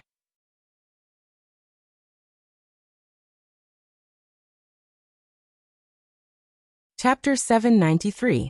Phyllis asked in surprise. This light is? I don't know. It's probably returning magic power to this world. Roland patted the dust off his hands and said, We have to get out of here as soon as possible. or we'll be in trouble if someone sees us. But isn't this guy an enemy? Yes, he's an enemy, but not everyone has the right to punish him, Roland explained. Times have changed. Even the most vicious person can only be arrested and judged by a special department. Of course, fallen evils were even more special. Garcia had mentioned that martialists who dealt with fallen evils would be issued a hunting license by the association, which not only allowed them to kill suspicious targets, but also allowed them to legally kill normal awakened ones who tried to fish in troubled waters. If this matter was made public, it would undoubtedly cause a stir. Strange times, Phyllis commented. When they walked out of the KFC, the chaos outside had begun to ease. The people who had not had time to escape were probably relieved to see the fallen evils suddenly leave. After a few steps, Roland saw Zero running against the flow of people all the way to him. She looked anxious, and the hairband on her head was untied. Her long white hair was scattered over her shoulders, looking very messy. Several people tried to stop her, but she dodged them with her small body and agile steps. When she saw Roland, her expression changed from anxiety to joy. But this joy only lasted for a few seconds. The little girl forcibly suppressed the smile on her face and said angrily, "Why did you run out so late? Even a tortoise runs faster than you, uncle." Looking at her panting and flushed face, Roland could not help but bend down and touch her head. "I'm sorry to have made you worry." "Who's worried about you?" "I'm worried about Sister Phyllis." Zero glared at him and said, "It's her first time in this city. What if she gets separated by the crowd?" Despite her words, the little girl obediently accepted the whole set of touching her head. After that, it took Roland a lot of effort to explain what had happened to them, and why they had taken so long to get out. Of course, he made up the latter half of the story. She only calmed down when she learned that the two of them had been caught up in the attack of the fallen evils, and were almost unable to escape. Fortunately, there were no more accidents during the rest of the trip. After Roland brought them to buy clothes, they went to the hot pot restaurant for dinner. As a delicacy with distinct characteristics, hot pot not only had a strong taste, but it was also relatively cheap. As long as he ordered some potatoes, vermicelli, and lotus root slices that were easy to fill, he could afford to eat until he was full. Phyllis's behavior was not much better than when she was in the KFC restaurant. The alternating stimulation of the spicy and fresh fragrance made her unable to stop her spoon. Her teary eyes were not sure whether it was because of the spiciness, or because she was moved to tears. In the end, she even drank a lot of the fiery red oil soup, which stunned the people around her. It was already 9 o'clock in the evening when they returned to the apartment. Roland climbed to the 8th floor. When he reached the door of his apartment, he was surprised to see Garcia. She stood in the middle of the aisle with a frosty expression. She could almost feel the low pressure around her. "Has she been waiting for me here since I hung up the phone?" Roland twitched the corner of his mouth and said awkwardly, "You see, I really brought my relative out." "Can we talk now?" Garcia interrupted him directly. Phyllis frowned, probably because Roland's tone was a little rude. "Burp. Please watch your attitude. She's the lord of the world." Roland hurriedly stopped her. "Ahem, it's okay. Go back to your room first. I'll talk to her for a while. I'll be back soon." After all, he was the one in the wrong. If he had been stood up like this and turned off his cell phone with a poor excuse, he would have been furious. He had thought that a proud person like Garcia would be greatly disappointed and never want to talk to him again. But he did not expect that she would still insist on waiting for him here even after being brushed off so perfunctorily. Perhaps this meant that the Martialist Association had reached the point where they were short of manpower. Roland followed Garcia to number 0827. Before Roland sat down, she turned around and asked, "Have you made up your mind? Or, is this just an excuse and you don't want to join the association anymore?" Her eyes were burning as if she wanted to see through his thoughts. "Do you have water?" Roland shrugged, walked to the sofa and sat down. "Iced water is fine too." Under the light, he seemed to see the blue veins on Garcia's forehead throbbing. Garcia took a deep breath, gnashed her teeth, and said, "I'll get it for you." "Thank you." After taking a sip of iced water, Roland said slowly, "I want to ask a question." Recently, there have been more and more reports about the fallen evils. Even when I was shopping today, I ran into a fallen evil who suddenly mutated. Is the Martialist Association in trouble? You were in the Green Valley Park area today? Garcia frowned. You know about it too? Someone called the police, but we have to deal with this kind of thing eventually. The association will contact the nearest martialists, and I'm one of them. That monster. It's dead, but we didn't do it. The core of nature is also gone, Garcia said in a low voice. This proves that someone acted faster than us. Ooh. Roland asked, pretending to know nothing. This question is out of line. Garcia shook her head. In fact, I shouldn't even tell you what I said before, because it's related to the secrets of the association. As for your question, you're right. We're indeed in trouble. The erosion of the outside world is accelerating, and this world may face a big crisis. The erosion again. Roland's heart sank a little. What kind of crisis? No one knows the answer. Maybe the world will be destroyed, or everyone will become inhuman monsters. Because of this, the association needs more people to stand up and stop the erosion. This has nothing to do with gender, race, or national boundaries. Everyone who has awakened the force of nature should bear their own responsibility. At this point, Garcia's tone involuntarily became a little higher. Indeed, in the fight against the erosion of the outside world, we may lose our lives, but this is the duty of martialists. I completely understand that you're afraid and hesitant, but please think about it. If even we don't fight, who else can protect everyone's safety? Roland fell silent. Garcia's frankness really surprised him. Under normal circumstances, in order to avoid raising the price, the association should try its best to hide the difficulties faced by the association. However, Garcia not only indirectly admitted that the association was indeed short of manpower, but also mentioned responsibility and sacrifice, which was a little too frank. If other martialists persuaded newcomers to join the association like she did, he could somewhat understand why some people who had awakened the force of nature would rather face the attack of the fallen evils alone than join the association. After all, in this era, people's interest in righteousness had been greatly reduced, and self-interest was the first priority. Previously, Roland had planned to join the association only for the reward and fame, but now he felt that things might not be so simple. As one of the creators of the dream world, he felt that it was necessary to use the power of the Martialist Association to find out the reason for the mutation of the force of nature, and what the erosion of the outside world was.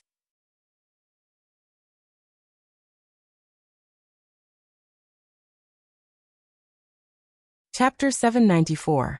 I've answered your question. What's your answer? Garcia could not help but ask after a long silence. Only then did Roland come back to his senses. I'll enter. W.H. What? She was stunned. I'm willing to join. Roland spread out his hands. Isn't that what you're asking? No. I just thought you. You thought I ran away. He chuckled. I really went shopping with my relatives this afternoon. Why can't people trust each other more? But can I apply to join now? The senior you mentioned is the one who recommended me, right? Garcia's expression was a little stiff. She stared at Roland for a long time, as if she was considering whether she meant what she said. After a while, she shook her head and said, He's just my teacher. I invited him here because I wanted him to guide you to better use the force of nature, but he won't see you anymore. Is it because I missed the appointment? Roland thought. It seemed that the senior was not only extremely disappointed in him, but also blamed Garcia. As for applying to join the association, you just need to fill out a form. She took out a piece of paper from under the tea table and handed it to him. It's effective after you sign your name. That's it. Roland was surprised. After all, it's an organization that secretly protects the world. Don't you need to go through some initiation ceremony or ability test? Garcia sneered coldly. Do you think you're joining the Priory of Antiquity or the Temple Knight Group? This is modern society. Signing your name only means that your right to know is guaranteed. After that, the association will verify your identity and register you for a new social security and subsidy. She paused for a moment. As for the ability test, anyone who has awakened the force of nature is qualified to become a martialist. As for how far you can go, it all depends on your own willpower and efforts. The initial test can't prove anything. Well, I'm really not used to being talked to like this by someone who used to belong to the ancient royal family. Roland picked up the pen and was about to write down his name when he was stopped by the other party. I must remind you once again that once you become one of us, you will no longer be an ordinary person. You share the rights granted to you by the Martialist Association, but you also have to bear the corresponding obligations. You are not allowed to divulge information about the association, let alone betray the association. Otherwise, other martial artists will regard you as an enemy, and your subsequent punishment will not go through a court trial. I hope you'll think it over before you sign. She had clearly wanted him to join the association, but when it was time to submit the application, she reminded him to think carefully. This kind of open and above-board approach made Roland's opinion of her improve a lot. No matter how unscrupulous and ruthless the Queen of Clearwater was in the kingdom of Grey Castle, in the dream world, she was completely different from the past. I know my choice. Roland nodded and signed his name. So, can you tell me about the erosion now? No. She carefully folded the form and put it in a wooden box under the tea table. It usually takes about 2 days to verify your identity. You've only submitted the application and haven't officially joined the Martialist Association, so this information still has to be kept confidential. Well, then let me change my question.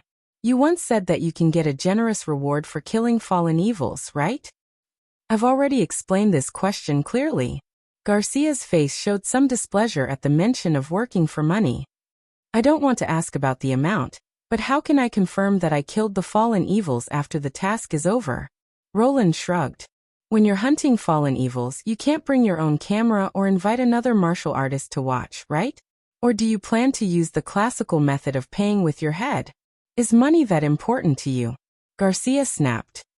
No matter who kills the fallen evils, it means that the world will be cleaner. Why do we have to be so clear? You're a famous martial artist, and the reward you can get from a single match is equivalent to an ordinary person's annual salary. 2 months ago, I didn't even have a job. In addition to supporting myself, I also had to take care of that little girl. So you're right. Money is very important to me. Roland answered confidently. Following Garcia's train of thought and leading her in the wrong direction was a good thing. After all, as an outsider, from the very beginning he had only planned to use the Martialist Association to find out the cause of the erosion, instead of getting himself involved. Besides, money was indeed very important to him. Garcia stared at him for a while and then said reluctantly, "Give the association the mutated force of nature as proof that you killed the fallen evils." I can give it to the association? Roland was a little surprised. Didn't it dissipate when he held it in his hand? Was it not a coincidence that it was solid when Phyllis held it? Of course. This thing is not only the source of the fallen evil's power, but also the proof that they've been eroded. Once it mutates, the force of nature can't recover. If it's not collected and sealed properly, it'll infect a new host sooner or later. Ordinary people will lose their minds even if they simply touch it. You mean it can be used by other people? That's why some people collect it, Garcia said resentfully. It's obvious what these lunatics are up to. Aren't they afraid that the world will be destroyed? Although she wasn't willing to reveal the details of the other party, and she only mentioned it out of anger, Roland could already tell that the people who opposed the association seemed to have formed an organized and purposeful hostile group, and they were stealing the business of the Martialist Association. But the association should also store a large amount of mutated force of nature, right? Aren't you worried that these guys might find out where it's stored? Or that some of the Martialists deliberately colluded with the fallen evils? That's impossible. Garcia interrupted him without hesitation. Although you don't have the right to know this now, I can guarantee that those lunatics won't be able to break into the core area guarded by the Martialist Association. Before that, they'll be crushed into pieces by the 4 guardians. Roland wanted to ask where the core area was and who the 4 guardians were, but he knew that Garcia would not answer him, So he gave up. However, he still had a thought in his mind. If he entered the place where the mutated force of nature was stored and released all the magic vortexes, what would happen to the dream world? At that time, how powerful would the warm current and the strange power in his body be?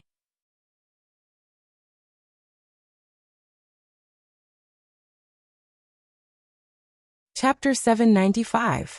After saying goodbye to Garcia, Roland returned to his apartment. Phyllis was sitting in the living room, waiting for him. Your Majesty, that person was. The magic awakened in this world call themselves martialists. He waved his hand. You don't need to mind her attitude. No one in the dream world knows my real identity except for you. But she was created by you. Phyllis was still a little upset. Ever since he had agreed to take her to relive the experience of delicious food, the ancient witch's respect for Roland had become completely different. Not in their eyes. The people here have complete memories and thoughts, from birth to death, and they have nothing to do with me. Even the whole world has its own rules. Roland sat down opposite her and said bluntly, for now, I'm also a part of the rules. At the mention of the world, Phyllis's eyes immediately shone with dazzling brilliance. What she had seen and heard along the way had brought her an indescribable shock. It was not easy for her to endure it until now. She first looked at Zero's room and then asked in a low voice, Your Majesty, is this where you used to live? Please forgive me for being straightforward, but the Prince of the Kingdom of Grey Castle is just a cover for you, right? Roland could not help but raise his eyebrows. Why do you say so? Because your city of Neverwinter is also like this, Phyllis said excitedly. When I first came here, I didn't understand why you had to build such a wide and flat road for carriages, even in a city with limited space. Now I know that you didn't build this road for carriages at all, but for four-wheeled carriages that can come and go as fast as the wind. That's what you're aiming for. She paused for a moment. There are also machines that can boil water with infinite power, buildings that are said to be more than 10 stories high, and powerful weapons and so on. The reason why this city has become what it is today is related to that world, right? I'm indeed Prince Roland. But when I arrived in Border Town, some memories suddenly appeared in my head. Roland thought for a moment, and decided to hide the fact that he had crossed over. After all, he hoped that only the witches closest to him would know about this secret. It contains the most profound and incredible knowledge, and I've only mastered a very small part of it. Then it must have been given to you by God. Phyllis did not doubt his words at all. The tequila witches often say that God doesn't love human beings, but now it seems that we may be wrong. You've received the smile of God. As long as you're here, we'll definitely defeat the demons. This time it was Roland's turn to be surprised. He had always wanted the tequila survivors to believe this, but when she said it so firmly, he felt a little uneasy. After all, he took her to a park and a restaurant, not to the scene of a military exercise. When he tactfully asked about the doubts in his heart, Phyllis answered very readily, because of the four-wheeled iron carriages that come and go. Car? Yes, Your Majesty. In the era of tequila, if we wanted to transport war supplies to the outpost camp, we needed a large number of horses and carriages. Although many witches had the ability to move quickly, they couldn't carry things that were too heavy. Once the load exceeded a certain limit, the speed of magic power consumption would increase exponentially. You should also know this. Therefore, when the Union seized the demon's siege beasts, everyone felt a great deal of pressure. Only one which was needed to drive a behemoth that was 100 times heavier than her own body weight. If the iron shields and crossbows were removed and only used to transport supplies, a siege beast would be equivalent to 4 or 5 carriages. From this point alone, it can be seen that the demon's mastery and utilization of magic power is much higher than ours. Therefore, the Quest Society concluded that the demon's war potential is a notch higher than that of witches. Because of this conclusion, Lady Alice pinned her hope on the God's Punishment Army. You judge the strength of a race by its transportation ability? Roland asked with great interest. Phyllis nodded. It determines the range we can cover, from human carrying to carriage. There is no doubt that the farther a race can travel, the stronger it is. Speaking of this, she could not help but raise the corner of her mouth.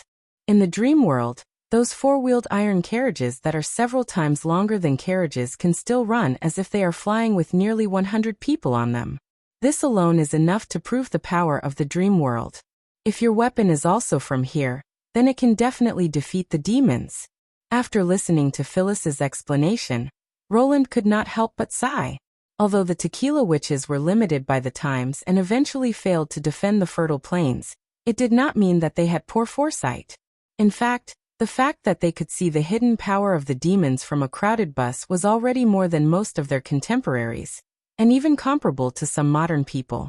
More than once he had seen such a discussion on the forum. When aliens invade Earth, how can we defeat these aliens? However, in fact, human beings had done everything they could and exhausted all their strength to send a few astronauts to the moon, the celestial body closest to Earth. For those civilizations that traveled hundreds of light years or even across galaxies to reach Earth, it was just a small, insignificant step. They could burn the Earth into ashes only by relying on the energy consumed during the voyage. The difference between the two was as vast as heaven and earth. If a civilization could expand its footprint to other star systems and really wanted to invade Earth, the moment they saw them would be the moment human beings perished. On this point, Phyllis, or the leaders of the tequila witches, unexpectedly saw it very clearly. At the end of her words, the ancient witch once again put her hand on her chest and saluted. Although you're not a witch and can't drive the instrument of divine retribution, I believe that you're the chosen one that God gave us. Faced with this obviously skewed conclusion, Roland did not know whether to laugh or cry. However, he did not refute her opinion. It was undoubtedly a better choice for the tequila witches to join Neverwinter in the future. He took a deep breath, stood up, and said, "Time is limited. Let's start the test." Because of Zero, it was not convenient for them to do the test late at night, so they had to finish it quickly. After setting up the ladder, Phyllis turned her back to the bed and fell down, but nothing happened. Obviously, she could not leave the dream world by falling. There were only two possibilities. Either when Roland broke free, she would also break free, or she would be trapped in this world forever. When Roland climbed up the ladder and sat down, Phyllis walked up to him. "If I can stay here forever, it'll be a good home, so please don't worry about me. If I can't come back to the dream world after I leave, I'll remember everything that happened today and miss this place."